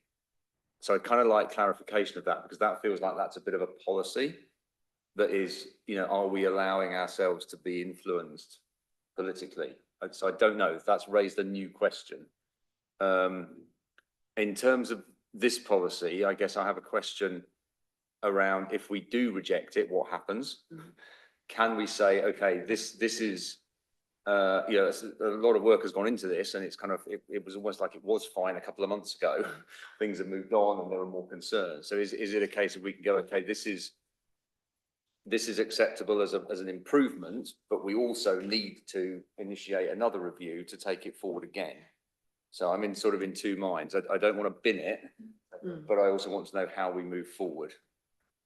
Okay, thank you, Councillor Wilson. Do you want to come back on that, Joe? Yes. Thank you. It's a really good point. I mean, just literally thinking about what the next steps are. We have a policy that was adopted in 2022. We have agreed through the review process that policy is less explicit, or is less substantial than the policy that we are proposing today. If you reject this policy in its entirety, we go back to a policy that was even more vague, and is probably a significant backward step. That is entirely within your right to do. The other option is that you approve the policy as it stands at the moment, with a request that further work is done to it, and that we come back to revise, re-update, or, you know, re-revise that policy, make it more substantively robust to an extent. So the two options are. We appreciate all the hard work. Don't want to turn it down, so we'd be happy with that. I would be happy with that second version. Sorry, Pat. Yeah. Okay. Thank you. So effectively, sorry, Chair, the recommendation that we've got, which is on page 75 of the pack, the policy, the recommendation that we have at the moment is to approve the policy, adopt the policy on recommendation from the pension board, and approve it for publication. So effectively what we're saying is we're approving the policy, but requesting additional work and request a revised policy to be brought back at the December meeting, with actions being undertaken in the meantime to investigate the the specific investments that we hold and take as much action as soon as possible on that. But the policy itself. You've already come back 2-3 times. I can remember this panel saying, oh, it's going to be difficult because that investment might affect the contributions we get back for the pensioners. So it might affect the pensions. So I'm looking at disinvestment on these companies that are involved in illegal activities. So I think the action is to talk further with LPPI and progress that as best we can, and then report back as soon as practically possible outside of the scheduled meeting timetable that what action is being undertaken, and then formally report back at the December committee meeting that with a revised policy with updated statements as required and confirmation of action having been undertaken where appropriate. I lead the queue a little bit. I think is that rather than just saying that, I think we would like the statements on conflict to be tightened up. Is that probably the core area we're talking? So it's only about how we tighten up the word conflict into this policy at the moment. I'm happy with the policy. I would just like more definition and strength around the word conflict. Are you okay with that, Jim? I think so, Yeah. So on that basis, are we happy to adopt the policy and move ahead on that basis? Yes, I'm seeing nodding heads. Councillor Teasy? Okay, so I'm trying to move this on, Ethan, so yes, because we need to vote, we need to agree on notes this policy, otherwise to Joe's point, we go back to the 2022 policy, which is, you know, what it is. So we need to move this. We could talk all night about this, and I know it's important. So I think the councillors are nodding here to do that, and I think we note in the minutes that's an action that we're going to take. Ethan, across to you. Yeah, quick, to address that, I apologize for opening a can of worms. That wasn't what my intention was. It was simply to say that you asked what would they say? And I'm just trying to reflect what the general response is that this is highly complex political dance that is being done by multinationals. I'm not suggesting we are influenced by that. I'm just simply saying that's what they say when engagement is conducted. Yeah. Okay, so moving quickly on, now that we've noted this and moving on, Councillor O'Regan? Yes, I agree with the sentiment of my colleagues. In terms of amending the recommendation, in terms of the right words, we can take something directly from the LPPI position statement. They refer to a UN document. So what we're looking for in the policy is specific guidance on responsible business in conflict affected and high risk areas. That's the words that the UN uses and is replicated in the LPPI position statement. So that shouldn't be controversial. Sure, Councillor O'Regan, that's noted. Thank you very much. And Councillor Wilson, before we move on. Okay, good. No, I know this is, complex, challenging, all of the above. So thank you for a good, healthy debate. And I think let's just continue talking. I think we've got a position and a way forward here. So thank you. I know that was difficult for everybody. So we've got some actions there. So moving on to the next item of the agenda. So we're on item number 6, I believe. So it's a triennial valuation. I note we've been sitting here for an hour and a half. Are we okay to carry on? Does anybody want a comfort break, or should we carry on? Okay. Sorry? After number 6, okay. So this is a presentation from Barry from Barnet Waddingham. I've given him half an hour on this. So do you want to come for a break before or after? Okay, let's take a 5-minute break, everybody. No more than 5 minutes. Thank you. Go for 5.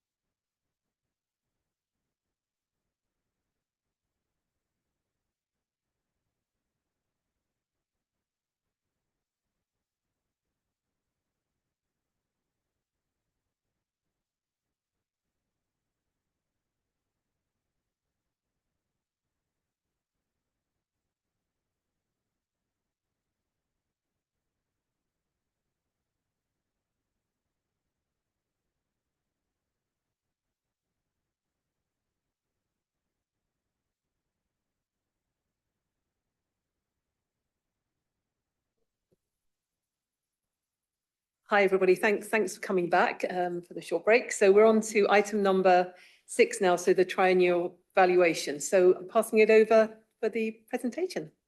Thank you.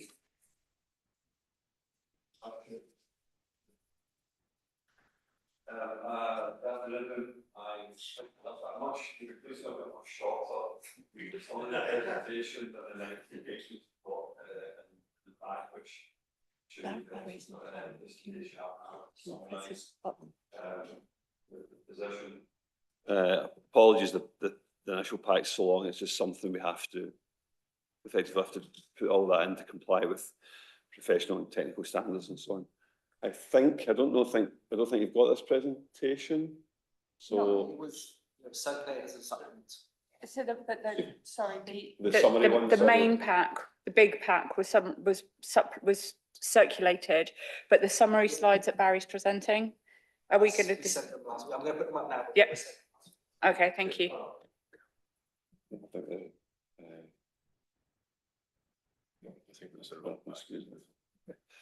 Okay, I'll just carry on while we're up. So this is the actual evaluation we carry out once every 3 years. You can tell by the pack, it's a fairly significant project. It takes us the best part of a year. The evaluation date was 31st March 2025. We have just ran the results for the whole fund. So everything I'm speaking about today is at whole fund level. And then once we've agreed the assumptions and hopefully we get the assumptions approved by committee, then we go back and start drilling down into results at employer level. So today, I'm just going to run through, as I say, where we've got to in assumptions, what the funding levels are looking like, what the contribution rate, direction of travel of the contribution rate is, and various other sort of topics. I'll try and catch up some time for us. So that's what we're going to cover. Just move on to the next slide, please. So what the key objectives I've just talked a little bit about. We want to agree and approve the financial and demographic assumptions, which I'll talk through, understand how those assumptions interact and how they impact the results. We then will get to the results stage of what's happened since March 2022, the last valuation. There's obviously been a lot going on, lots of events and that's geopolitical events that's happened, high inflation, those sorts of things. Turbulent time for markets, etc. So we'll have a look at how that's impacted the fund over the last 3 years briefly. And then just to say that we'll also take account of any regulatory changes that have been over the last 3 years and prior to that are still impacting. So things like McLeod that you've probably heard about, climate risk and climate analysis that we're carrying out for the fund and so on. But the main purpose of the valuation is a financial health check, make sure we're still on track to be fully funded and be able to pay all the benefits to members, and calculate those funding levels and contribution rates that will come into payment 1st of April 2026 for all the employers, active employers participating in the fund, and we certify those rates for the next 3 years. Just move on, thanks.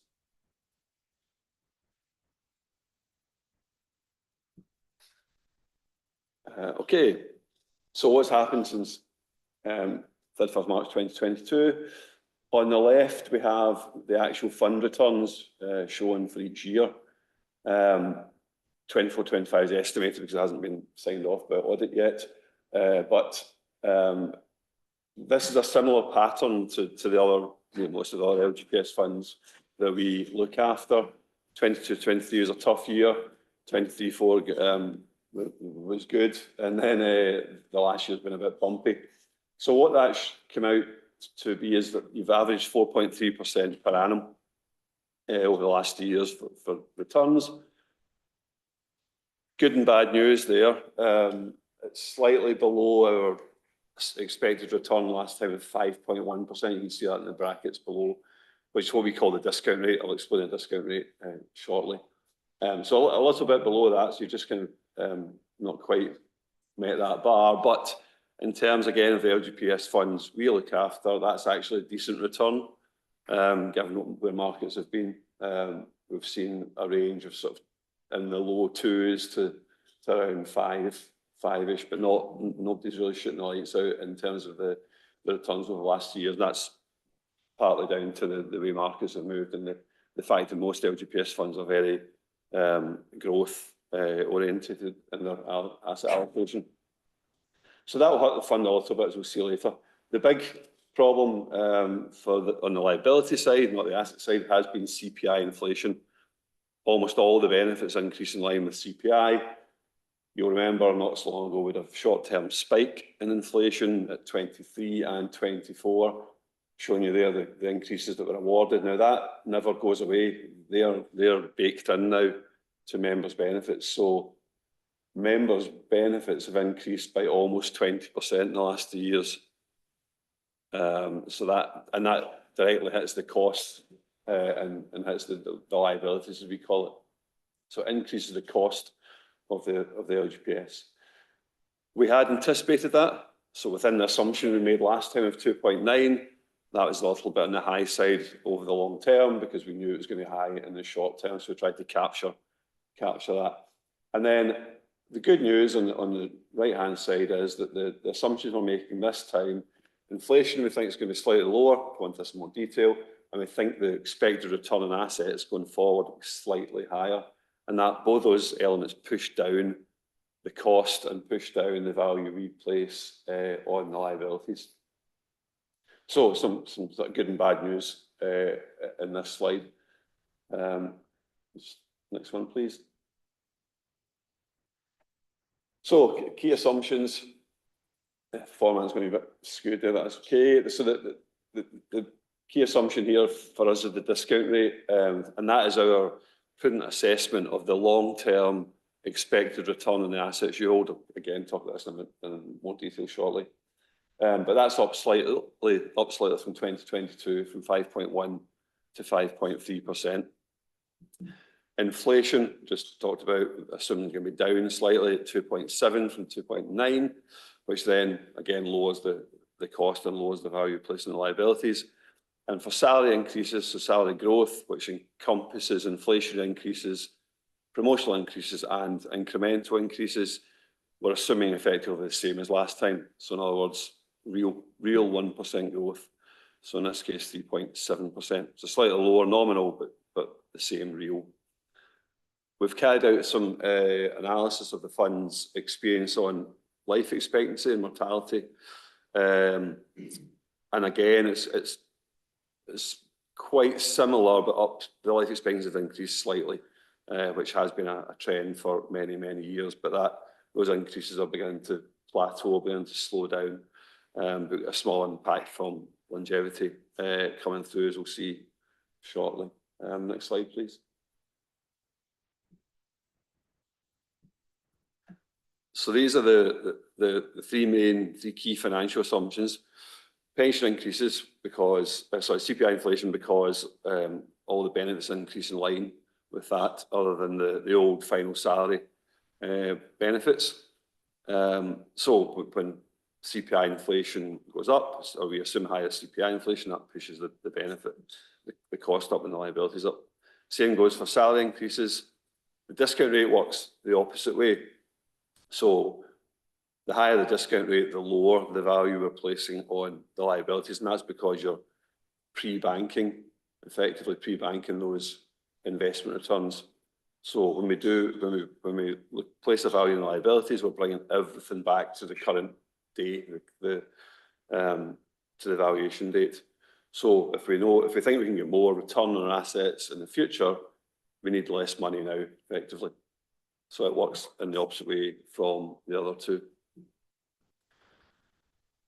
Next slide, please, and talk a bit more about how we come up with the discount rate, how we derive the discount rate. So we look at the assets you're holding, which is the column on the left, and the weight you have in each asset class in your long-term strategy. So, for example, you've about 50% in public equities. We then look at lots of market indicators. We speak to your investment advisors, LPPI, and we run our own models, and we come up with what we think is the best estimate return over the long term for each asset class, and they're on the right-hand side. So again, sticking with equities as an example, we are saying that we think 7.1% over the next 20, 30 years is a reasonable, 7.1% per annum over the next 20, 30 years as a best estimate assumption. And by best estimate, we mean that there's a 50-50 chance of getting more than that and a 50% chance of getting less. So in each year, you're hoping to beat, each return year, you're hoping to beat that. But on average, 7.1% seems like a reasonable place. And we do that for each asset. And then we take the weights that you have in each asset class to give us the weighted average return there, shown as 6.8%. Okay, so what we're saying is that the assets, your long-term investment strategy, we expect that to return 6.8% on average per annum. We then allow for expenses and we get to a net return of 6.6. However, we want to be prudent. We want to give the fund a good chance of earning enough money to pay all the benefits to members. So if we move on to the next slide, please, we then work out what our prudence adjustment or prudence margin, as we call it, should be. And we run another model, which looks at 10,000 future economic scenarios. And then we rank them all in order to give us a likelihood, a funnel of outcomes, if you like. And then we take a point where we want to where we think is suitably prudent. So if you look at the prudence gauge on the right, what we're saying is if we took 1.3% off our best estimate return, that moves it up the gauge from 50 to 67%. So now we've got a 2/3 chance of beating our discount rate, which is now reduced to 5.3. So the 6.6 that we saw on the last slide minus the prudence margin at 1.3, giving us a 5.3. So that's just lowered the bar for the funds and return for the funds to achieve, and therefore we should be thinking more often than not, in this case, at 2 years out of 3. So that's again a key assumption for us, and that makes quite a big difference. It has a big impact on the results, both on the funding level and the contribution rates. Now, when you run 10,000 scenarios, there's obviously a range of answers, and you could take a higher or lower prudence margin, and that would just move you up and down that gauge. But we think 67% is a decent place to be. It's slightly more than last time where it was only at 65. So we've moved up slightly, which is a good thing. I should have said happy to take questions as we go, but if there aren't any, I'll just keep going. So just move on to the next slide, please. So that's just showing what I've just been talking through. So the net return at 6.6 less the prudence margin we've just talked about to get to our discount rate of 5.3, which is slightly higher than the 5.1 we used at 2022. I should say that in our universe of LGPS funds, that's at the higher end. So the discount rate of 5.3 is at the higher end. Ours are ranging probably from about 4.8 to 5.3 at the moment. However, in the LGPS English and Welsh universe, I'm guessing this time round that'll be lower than a lot of them. And that's because different actions use different models. And without getting into detail, I think 3 of the 4 actual firms will be in this sort of ballpark, and there'll be one that's using discount rates that are a bit higher because of the model they use. But that's, I'm guessing, I don't have any evidence of that as yet. So the good news about that is that come the Section 13 report, which you may or may not know about, that's the valuation that's carried out by the Government Action Department, and they line up all the funds in England and Wales on the same set of assumptions so they can compare them like for like, then you shouldn't be moving as much this time, because your discount rate should be in the pack, whereas last time you're a bit of an outlier. So Barry, do you want to take questions now? 'Cause I know Councillor Oh, Howard's yeah. got a question. Sorry, there's only one quick question. I'm sorry, I wasn't quick enough when you said questions before. But how did the performance of our past rate versus the previous predictions, or did you not look into that, or was that not part of the brief? No, yeah, we do look at past performance, but usual caveats, it's, I'm not getting the future and all that stuff. But yeah, I think so over the long term, I don't know if you know these numbers off the top of your head, but typically LGPS funds will have returned over the last 20 years or so, that's 7% per annum. That's very off the top of my head, broad number, approximate number. But yeah, we have allowed, we're not too concerned about the short term, so we're not saying, oh well, because you only get 4.3% per annum last 2 years, then that should be anchored to anything like that. We don't worry about that. We're much more interested in the long term, also looking back the way and forward, obviously.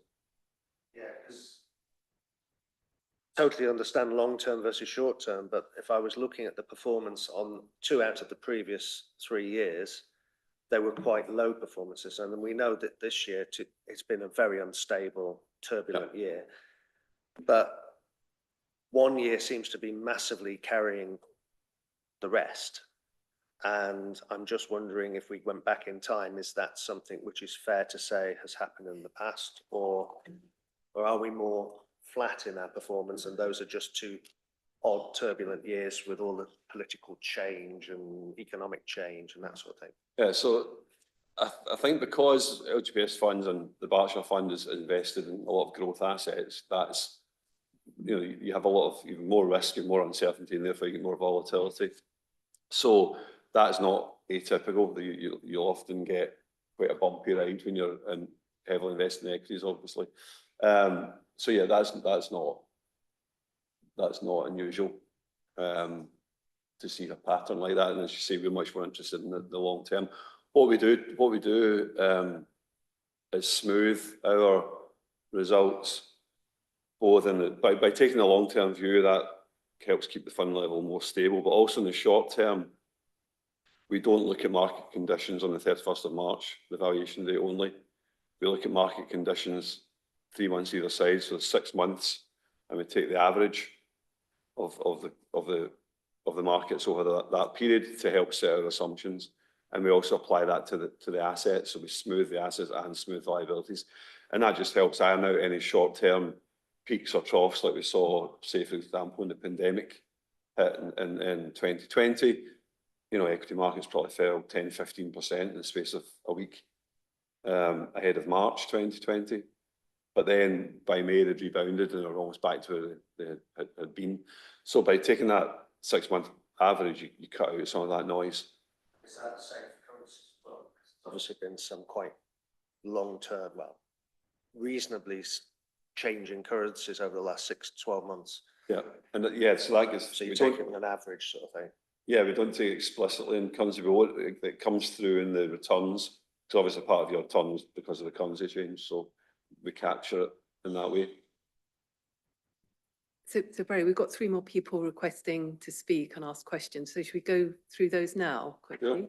Ethan, you were first.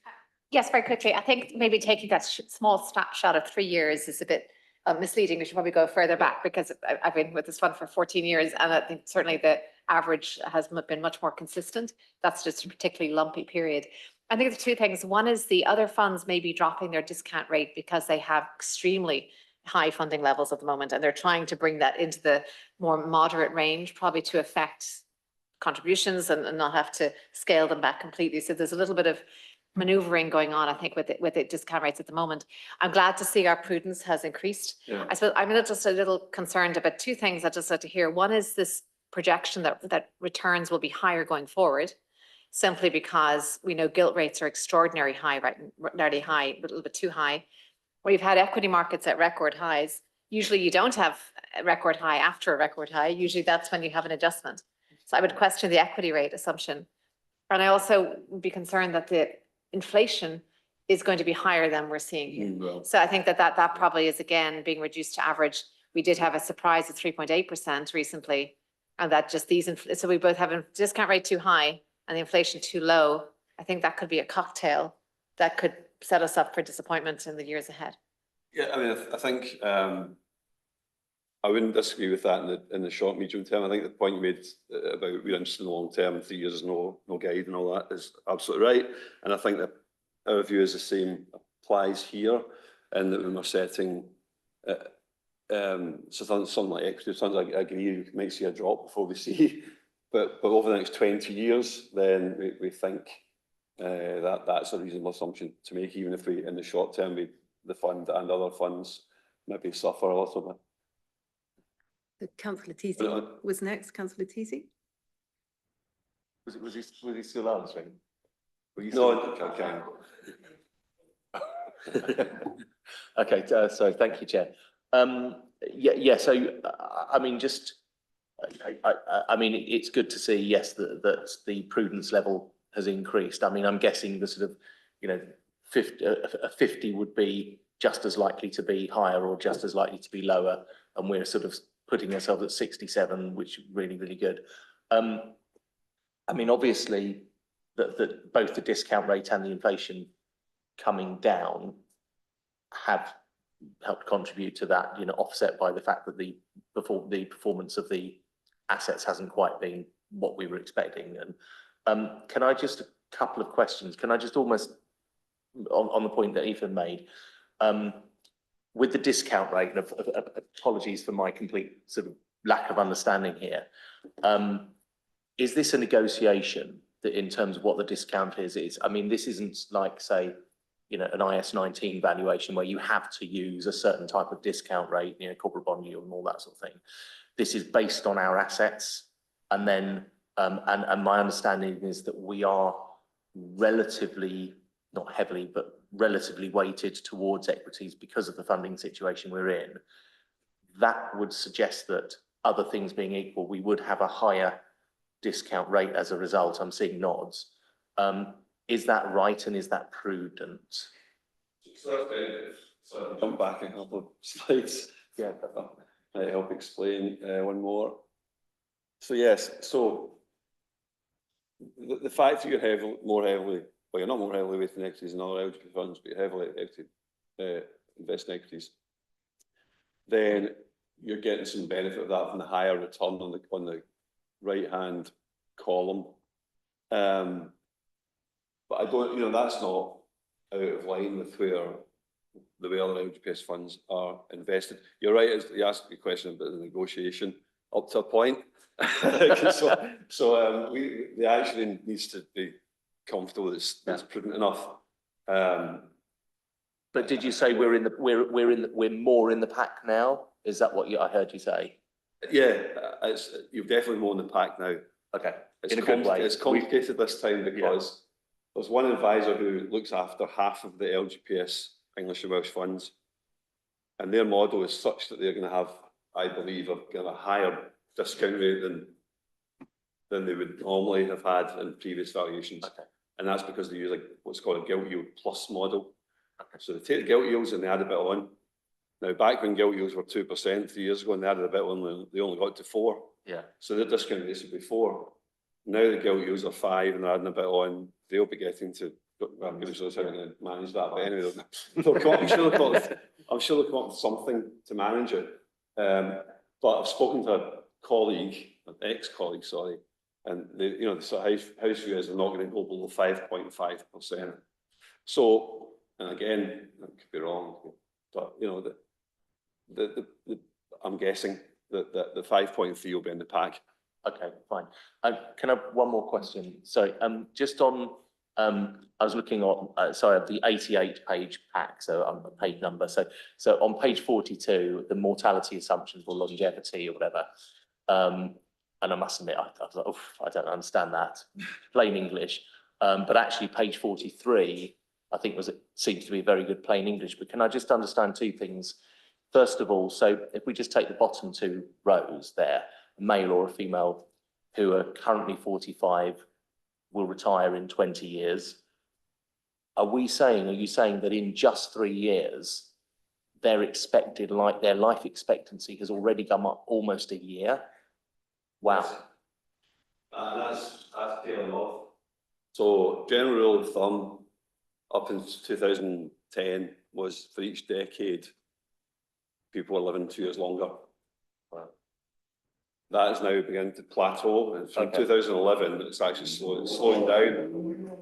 And even notwithstanding the pandemic, which obviously is that impacted life expectancy.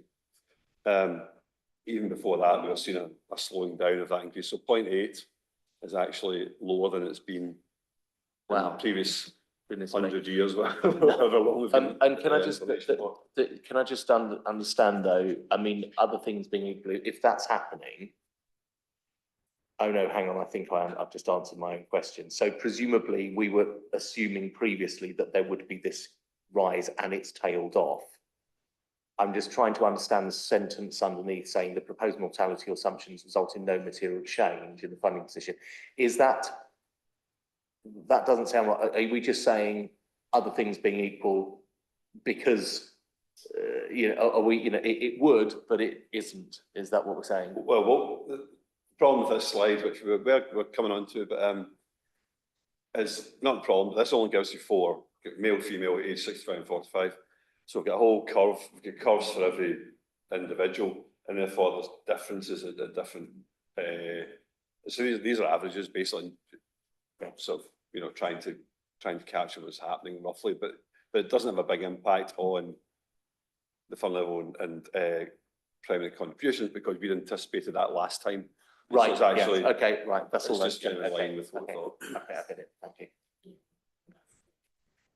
Yeah, I know we're Yes, just. that does make sense. Sorry, we're just halfway through Barry's presentation. So the next 3 speakers, are these questions about what Barry's just talked about rather than what he's about to talk about? Yeah, no, it's okay. I'll let you off. I just saves me presenting the next part of it. So Councillor O'Regan, Newton and Wilson, are these what Barry's just spoken about or in the future present? Okay, should we move on and then ask questions at the end, given the interest of time, if that's okay? Yep, thank you. Okay, so that.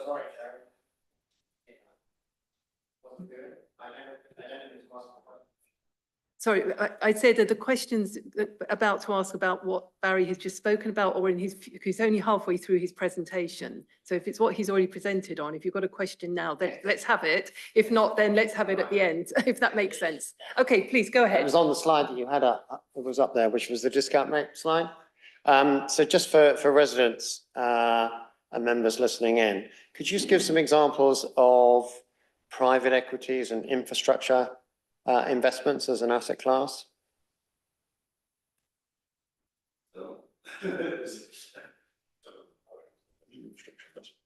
Within the portfolio. Yes, sorry. So we have significant investments in private equity and infrastructure.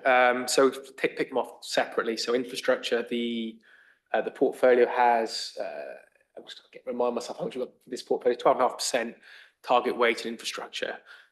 Of that allocation, probably 60–70% is core infrastructure, with the bulk of that in the UK. So it's very heavily skewed to UK infrastructure, which is core infrastructure. So that means lower risk, almost like bond-like type investments. So more stable cash flows, more defensive.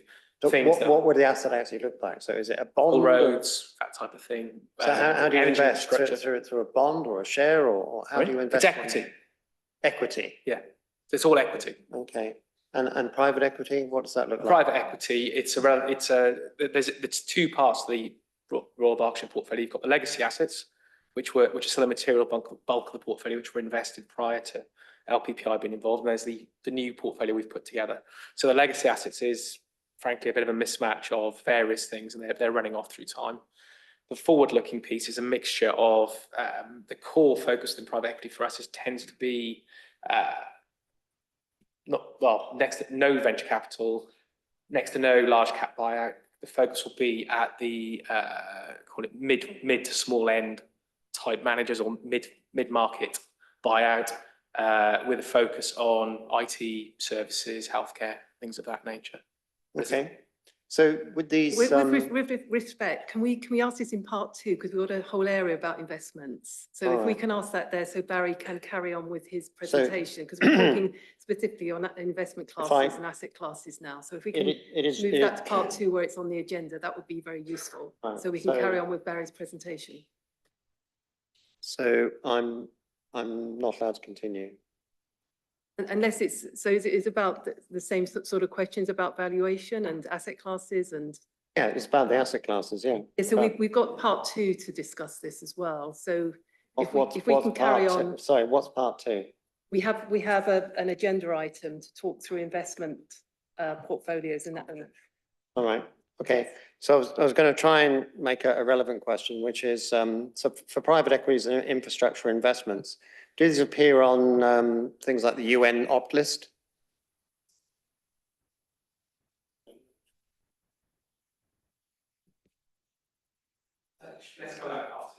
Sorry? We'll cover that in part two, Part because two. you're delving into things that we should be covering in the private session. I'm just trying to understand where the assets are and And that's how part they're two. relevant to the policy that we've just been discussing. Okay, thanks. Okay, if you can carry on, Barry, that would be great. Thank you. Thanks, Chair. Well, yeah, jump on, move. Oh, skip that one.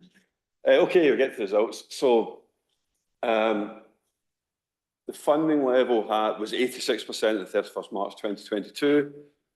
By coincidence, it's stayed 86% of the 2025 valuation on our proposed assumptions, I should add. You can see the assets have grown 2.65 billion up to just under 3.2 billion over the 3 years. And that's, of course, because of your investment returns and the contributions being made by employers and employees.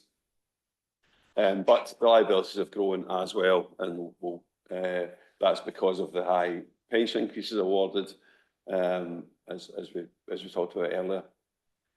So it's actually quite a good result. I think I was chatting to someone before the meeting started.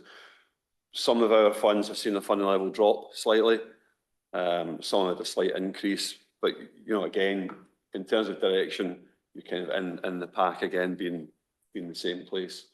Of course, because the assets have grown, the liabilities have grown. If you get the same funding level, then unfortunately the deficit's gone up slightly as well, from the 450 million to 540 million. Just move on to the next one, please. We'll talk about more detail about how that's happened. So the grey bar on the left is the position, the deficit at 2022, and the grey bar on the right is the deficit 2025. Again, based on the proposed assumptions. Lots of factors that are impacting the funding position. I'll just pick out a couple. So employers have been paying in more than the cost of benefits accruing. They've been contributing extra contributions to fill that deficit, and you can see that green bar. So green is good. You got £162 million extra from contributions relative to the cost of the benefits accrued over the last 3 years. The red's bad, so the red bar next to that is the returns versus the 4.3% you've achieved. The funds achieved relative to the 5.1% discount rate, so just missing out by 0.8% per annum. The next green bar is because that's good, because we're assuming inflation. We knew inflation was going to be high, then we knew, well, we thought it was going to drop, which it did.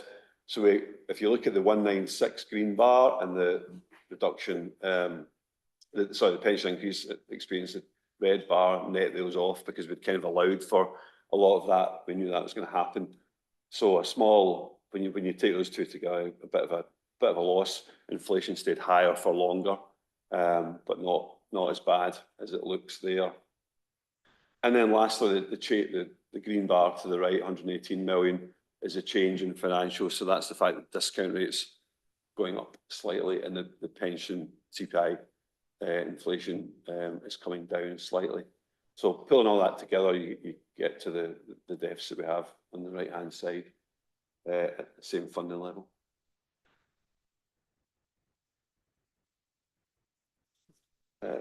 Something's gone out of the format here, but that's okay. The the percentages you see here are showing what we call the primary rate at 2025 and 2022. So at 2022, the primary rate was that bottom row, 16.9. So that's the common rate for the fund that employers would have to pay in to meet the cost of accrual, future accrual, cost of new benefits building up. That was 16.9% of pay. At this valuation, we think that is, again, on our proposed assumptions, that has come down to 15.2%. So a slight reduction, 1.7% reduction in cost. But remember, that's a primary rate only. There's a secondary rate that employers need to pay to fill that deficit we just saw in the last slide. So broadly, we think contributions will be roughly where they are currently, because the deficit amount has gone up slightly, but the primary rate's come down. And that's all I was going to say in results. In the interest of time, I'll just cover the next 3 slides in this one slide. This is just to say that the Scheme Advisory Board, SIPFA and MHCLG have come out with new guidance on the funding strategy statement, with the aim of being more consistent across the LGPS funds, with the aim of engaging employers more in the process and more in the consultation, and with the aim of making it clearer to employers how the fund calculates their contribution rate, how they're treated on joining the fund, and how they're treated if they exit the fund.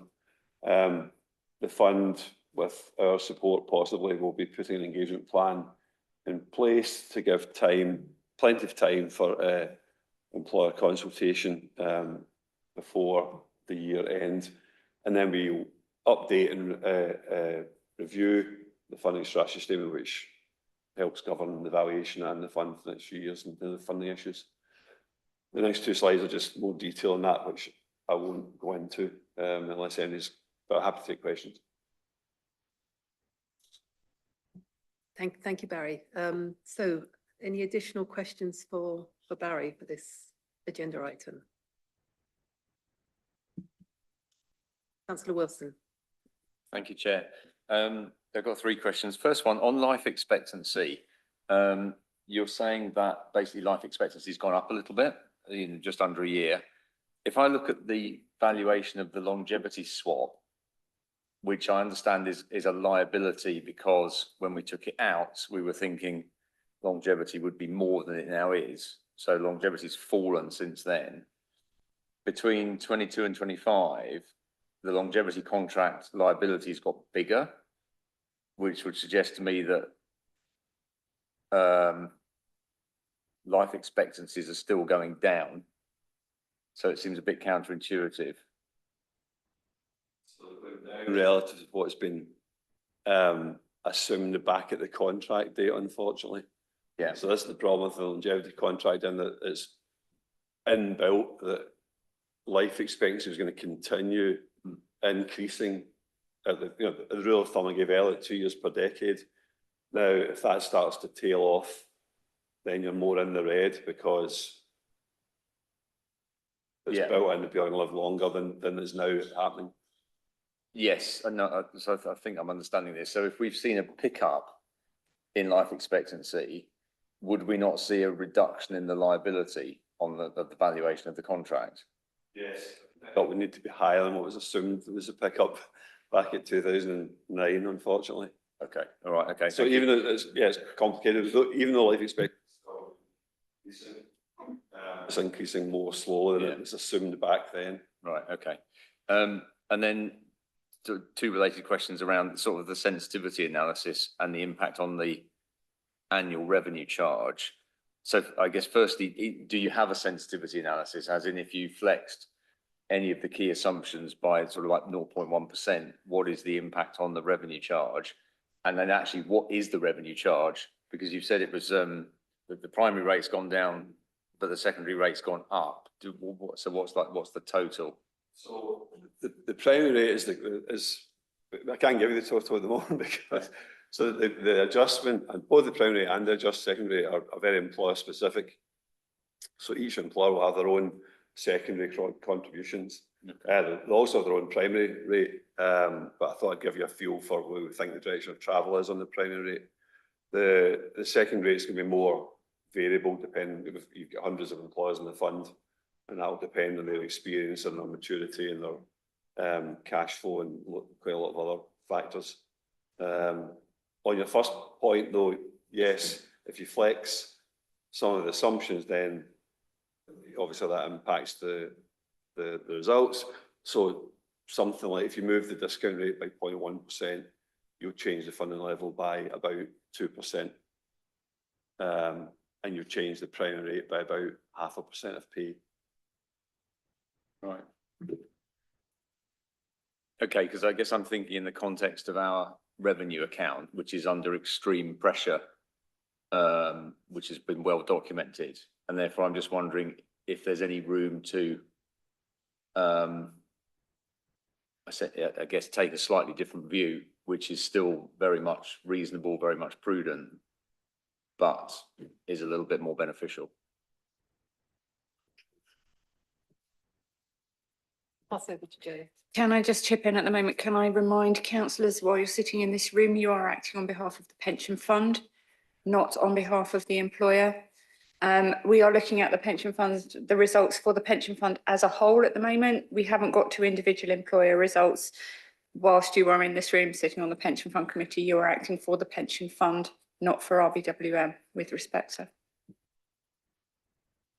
Thank you. Apologies, it does get confusing occasionally. So yeah, I'll withdraw that question and we'll pick that up directly. Thanks.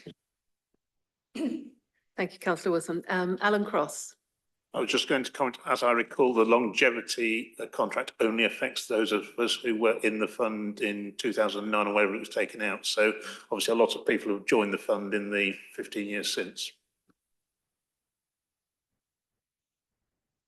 Councillor Howard.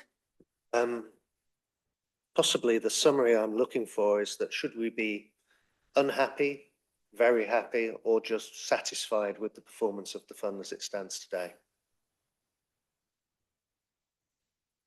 Good question. I think, given what's happening with other relative to other LGPS funds, you can be happy. Okay, that's nice. Yeah, but maybe not. Thank you. Ethan. Re-rated contributions is coming down because that's always good news. So that's a positive, and that means essentially that the investments are earning their keep. They're working for you as it should be. Clearly, we're not out of the woods yet in terms of the funding level, but I think we are on a good setting. And this is not too demanding, even though I've been suggesting is it too high or not, the discount rate. It's not too demanding a discount rate given what equity markets have displayed. So you should feel good. Thank you. Thank you, Ethan. Alan Cross. And my answer to that question, given I've been sitting around tables like this since we started in about 2011 on the 30-year journey towards getting ourselves out of deficit, was I'm feeling reasonably satisfied because I think this is the first valuation since then. The barrier is not telling us we need to increase contributions a bit. Yeah, that's another good message.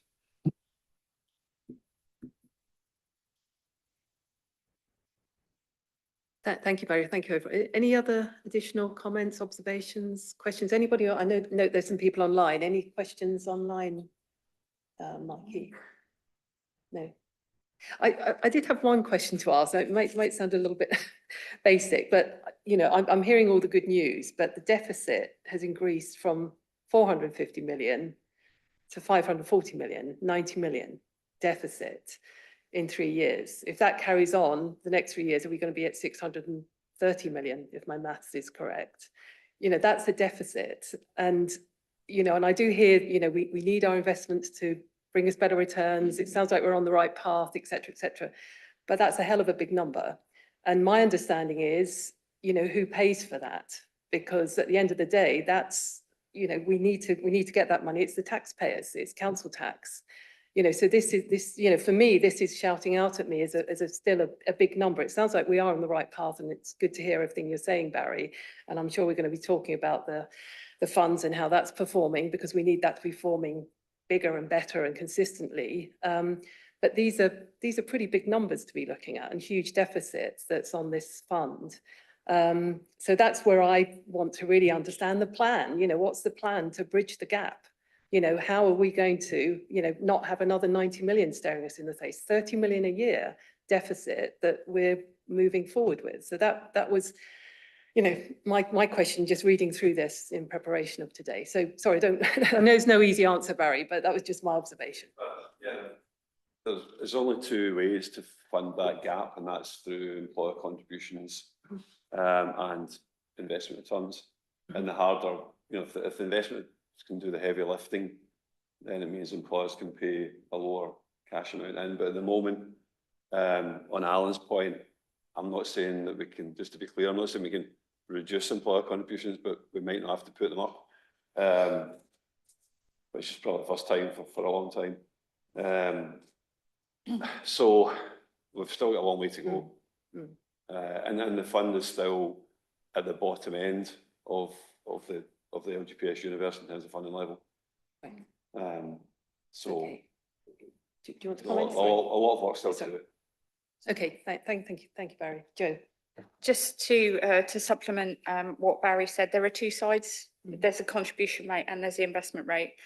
The funding strategy statement that which will come out of the valuation sets out what our funding strategy is, that we are going to aim to get to 100% funded through investment returns and investment returns and employer contribution rates.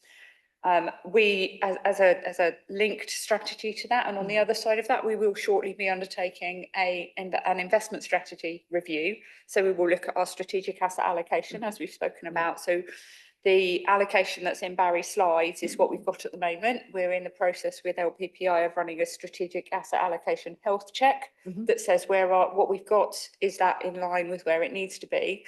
Then when we get the valuation results, we'll do another stage where we review that strategic asset allocation, see whether we need to make any changes to that to generate additional return that will supplement what we're doing in terms of the contribution rate. So funding is one side of the equation, investment is the other side of the equation. So funding strategy sets what our investment objectives are, then we look at the investment allocation to make sure that we can achieve those objectives, and it's a balancing act. So LPPI have been working with Barnett Waddingham and reverse to understand that we're on the same, they're both on the same page and we're working towards it.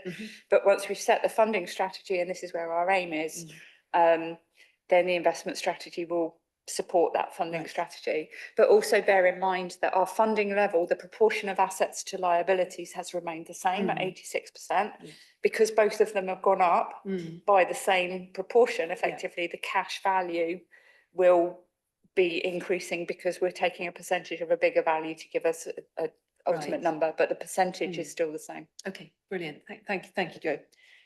Great. Okay, so are we okay to note that report and to move the presentation to move on? Great. Okay, so I know time's ticking on, so let's move forward to item number 7, risk management. So to receive an update on the process for risk management, reporting at future committee and board meetings. So this is to Joe. This is me. Very quickly, I will. The information that I was going to talk about is all in your pack. You have had the pack for a week and a bit. I'm assuming you've all read it. Take it as read. Any questions?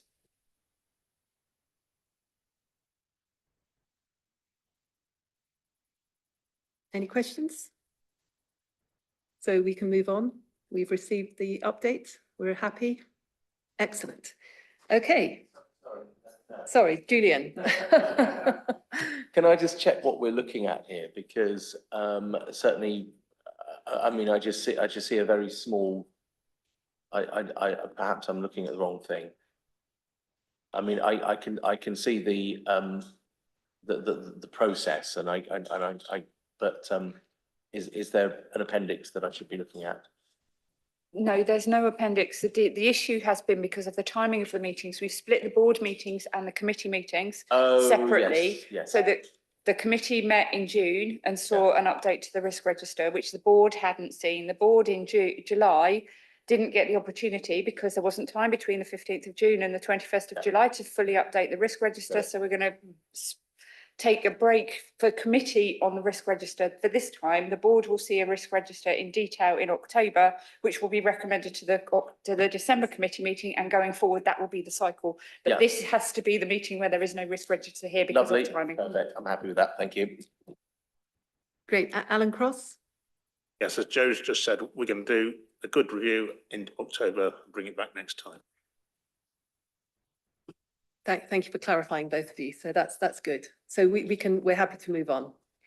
Okay, good governance is item number 8. So in 3 parts. The first part here is to receive a report on the government response to the local government pension scheme, England and Wales, fit for the future consultation, and agree the areas for action for the fund. This to you, Jo. Yes, Thank you. all of these are to me, apart from all of 8C is to me. Again, information in the pack, summarisation of the areas that were consulted on for the Fit for the Future consultation, which are now being implemented through the Pension Schemes Bill, which is on its way through Parliament. Areas where we need to do work, areas where we don't need to do work, areas where we may need to do work, summarised in there. No decisions made, no decisions needed at the moment, noting that these are the areas where we think we need to do. Progress reports will be provided in future. Thank you very much. Thank you, Jo. So we're happy to receive that report. Move on. Okay, good. So the second one is to receive and note the draft annual report and accounts for the pension fund for the year ending 31st of March 2025, to delegate completion to the head of pension fund and the executive director of resources in consultation with the chairman of the pension fund committee. Very quickly, huge pack, sorry, but the annual report and accounts for the pension fund is a requirement that we have to provide all of that information. There are some items that are still missing due to the timing of that information flow, but the statutory deadline for the publication of the pension fund's annual report and accounts is the 1st of December. Following the year end. Historically, the Pension Fund Committee has not seen the annual report and accounts until the 15th of December, which means by default, we are not meeting our statutory duty to publish on the 1st of December. I've brought the draft accounts and annual report and accounts to you at the moment, so you can approve them in principle, noting what information is missing and what of that information for the annual report and accounts is likely to impact the financial result. I'm asking the committee to approve in principle the annual report and accounts and delegate to myself in conjunction with Rachel as Section 151 officer to conclude those accounts, including concluding the external audit process to enable publication of the accounts in draft, if required, on the pension fund's website by the statutory deadline of the 1st of December, with a report to pension fund committee on the 8th of December, I think our meeting is, that it has been published, and to update on the process of conclusion. Thank you, Jo. So are we happy to receive and note that, given what Jo's just said? Or are there any questions at all? Could we have a formal formal acceptance of the delegation of authority, please? Yes. Yeah, are we happy? Yes. Yes, thank you. Good. So moving on to the final part. So this is a knowledge and understanding update to receive the initial results of the knowledge and understanding assessment for committee members. Over to Jo. Presented in the pack, nothing further to add. Training plan will be developed based on the results that we've had. Any questions? Thank you very much. Sorry. Short and sweet. So again, any observations, any questions on this one, please? So can I just maybe add a couple of points? I mean, I just clarified with Jo that both committee members and substitutes of the panel and the board, we all had the same survey and questions sent to us. And I noted in the summary of results that we've got, on section 3 and section 4, section 3 is governance and section 4 is investment, that the board felt more confident than the committee, but the committee got higher marks than the board. So I thought that was an interesting observation just to put out there. And I'll leave that hanging in the air for you to digest.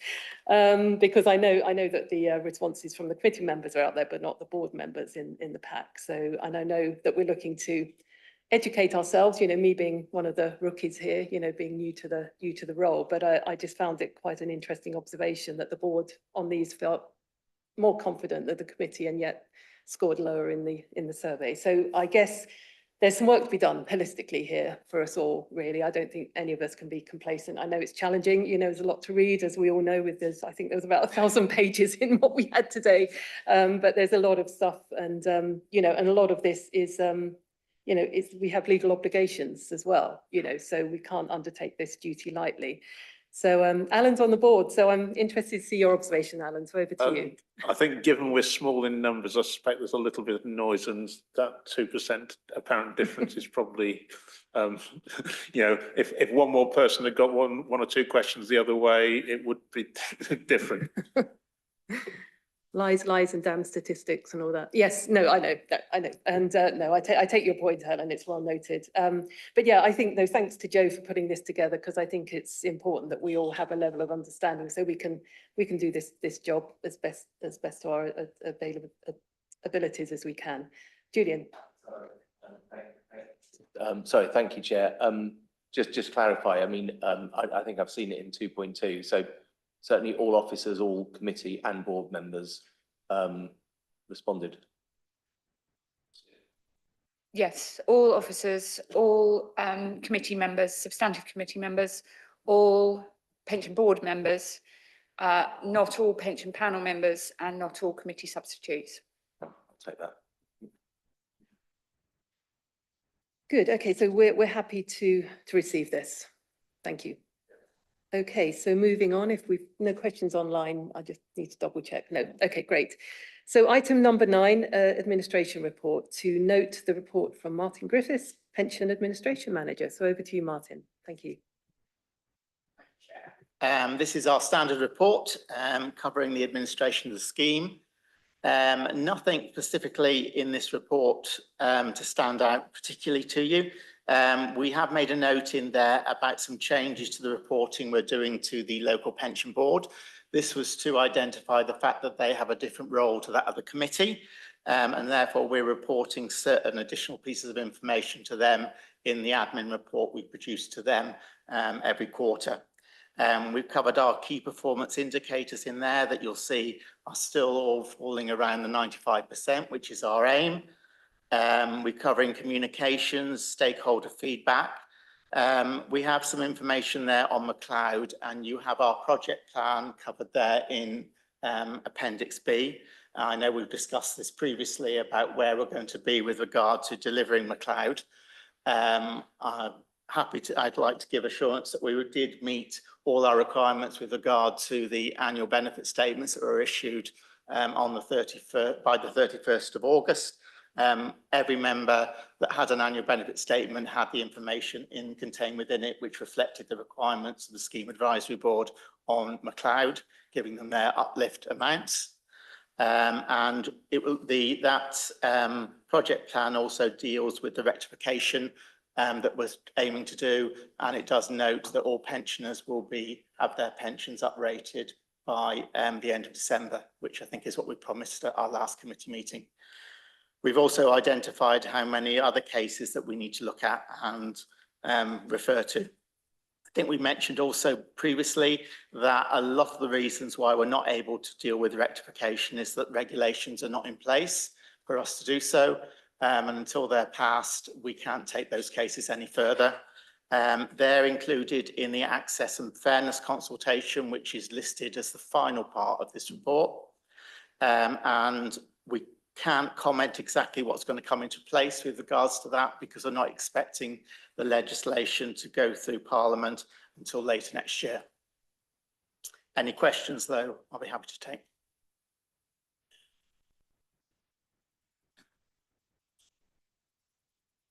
Any questions for Martin? Any online? No. Oh, Alan Cross, thank you. Should you be interested in the additional information the board is getting, obviously our papers like yours are public.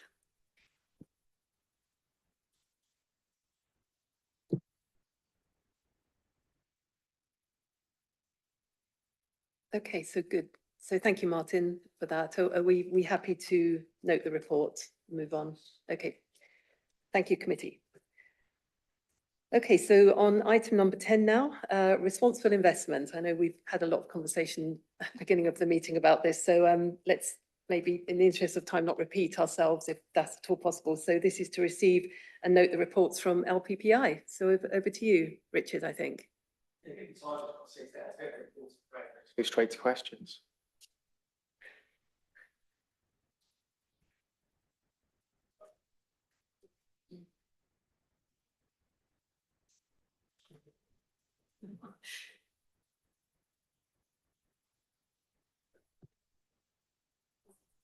Councillor Teasey. Yes, thank you, Chair. Just a broad general question. I mean, it's good that there is still, as before, more green investments, more brown investments. Sorry, more green than brown. Can I just ask what your given everything that's happening at the moment in the world, is this still something that is being pursued, that you know we think it's important, other things people think it's important, that adds value to the scheme?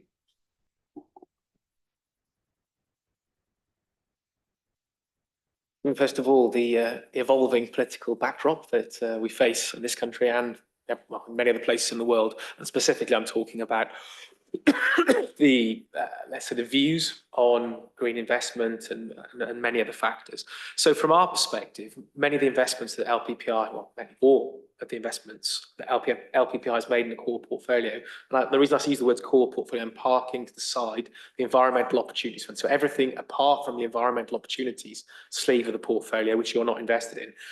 The rest of the portfolio, everything is framed from a fiduciary perspective, as we've discussed earlier. So looking at it from a financial materiality perspective. So in the way where the portfolio has been built and managed in line with that lens. So whilst there are a number of green investments, what maybe termed green investments in the portfolio, they were invested because we felt they were good investments with a strong financial characteristic, rather than a different framing, if that makes sense. So from our perspective, nothing's changed. There are many, the energy transition is ongoing. It's progressing in different jurisdictions at different paces, and the framing around some of that has changed in terms of subsidy or different parts of that. But from our perspective, it's an ongoing trend, and not least the intersection between the AI and the power needs of AI, and how the grid is evolving, or sort of the power supply for AI is evolving, and what's needed for that. And that's both of those are going to need very significant investment in the coming 1, 2, 3, 5, 10 years. And as far as we're concerned, that's unchanged. However, it would be remiss not to note the sort of dynamic, the evolving backdrop in regards to these investments. That's something we're paying attention to and being evolving our framing and business case or investment analysis in line with that evolving backdrop. Sure, go ahead, Councillor Teasey. Thank you. So can I just obviously, yes, you've got sort of IT companies and other companies that are need huge data centers, and obviously they take a lot of energy and resources. Would we potentially count them as brown investments going forward, and consider sort of throw that into the mix in terms of the way we look, is this a good investment or is this a bad investment given the ESG? I mean, in a way, what I'm hearing is it's business as usual. That's what I'm hearing. Yeah, so it's business as usual from our perspective, because we were neither investing in these things for any form of anything beyond looking at what is a strong investment case based on the outcomes of that. I'm not quite sure I understood the question on the brand piece, but no, in terms of if an asset is being transformed from something that is, if there's a strong financial case for it to move how do I put this, go from green to brown to green, that's absolutely something we can look at. But it will be underpinned by the investment case based on our fiduciary responsibility to pay pensions as they fall due in the long run.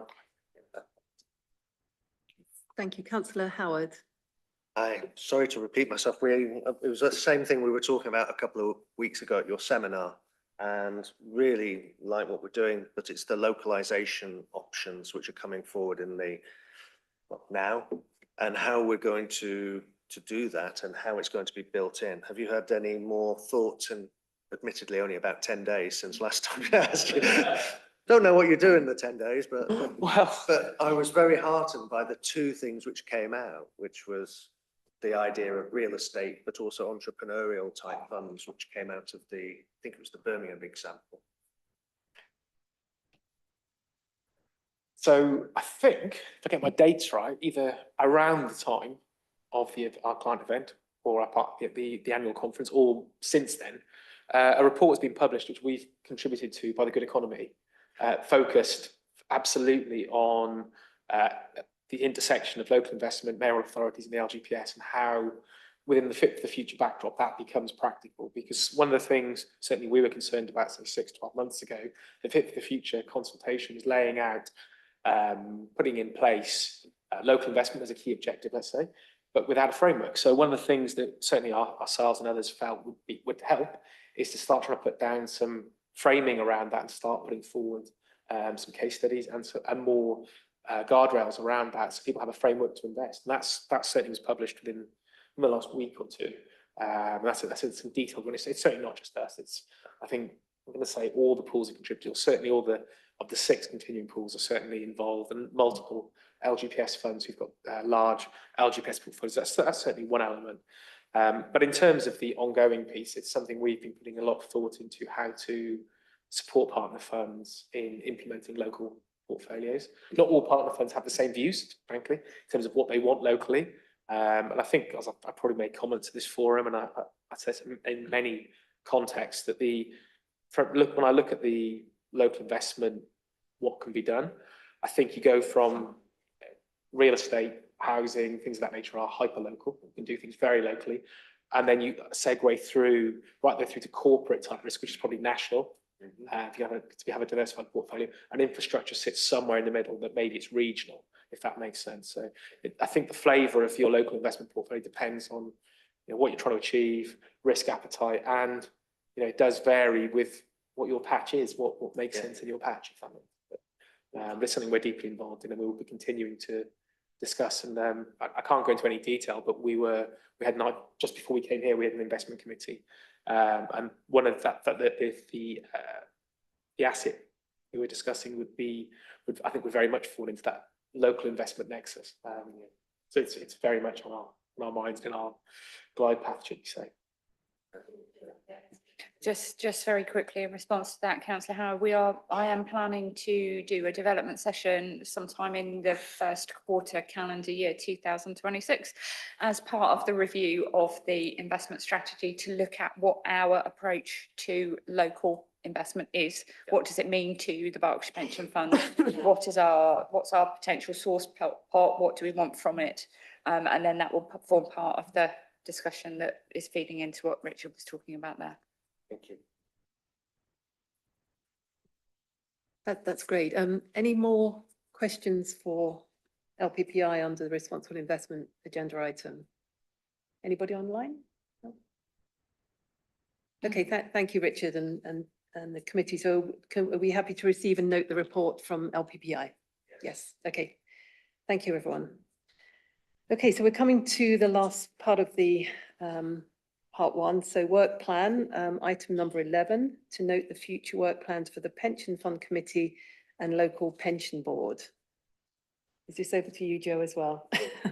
The same point, information in the pack. It's for information, highlighting activities that are going to happen and come to the committee.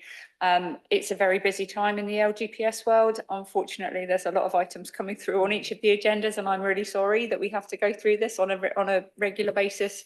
But just to give you a heads up, these are the items that are on there. We're going to try and make as much of it smooth as possible, but there's a lot going on, so please be aware that committee meetings will be full for a while. Thank you, Joe. So any observations on the work plan? Any questions, comments at all? Good. Are we happy to note the work plan? Okay, thank you. Sorry, I didn't see you there, Douglas. The changing plan with the responsible investment policy, there might need to be some changes to the work plan to reflect that.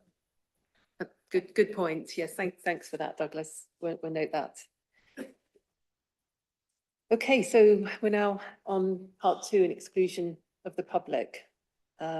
So item 12, so I'll read out the statement here. To consider passing the following resolution, that under section 100A(4) of the Local Government Act 1972, the public be excluded from the remainder of the meeting whilst discussion takes place on the grounds that they involve the likely disclosure of exempt information as defined in paragraphs 1 to 7 of part 1 of Schedule 12A of the Act.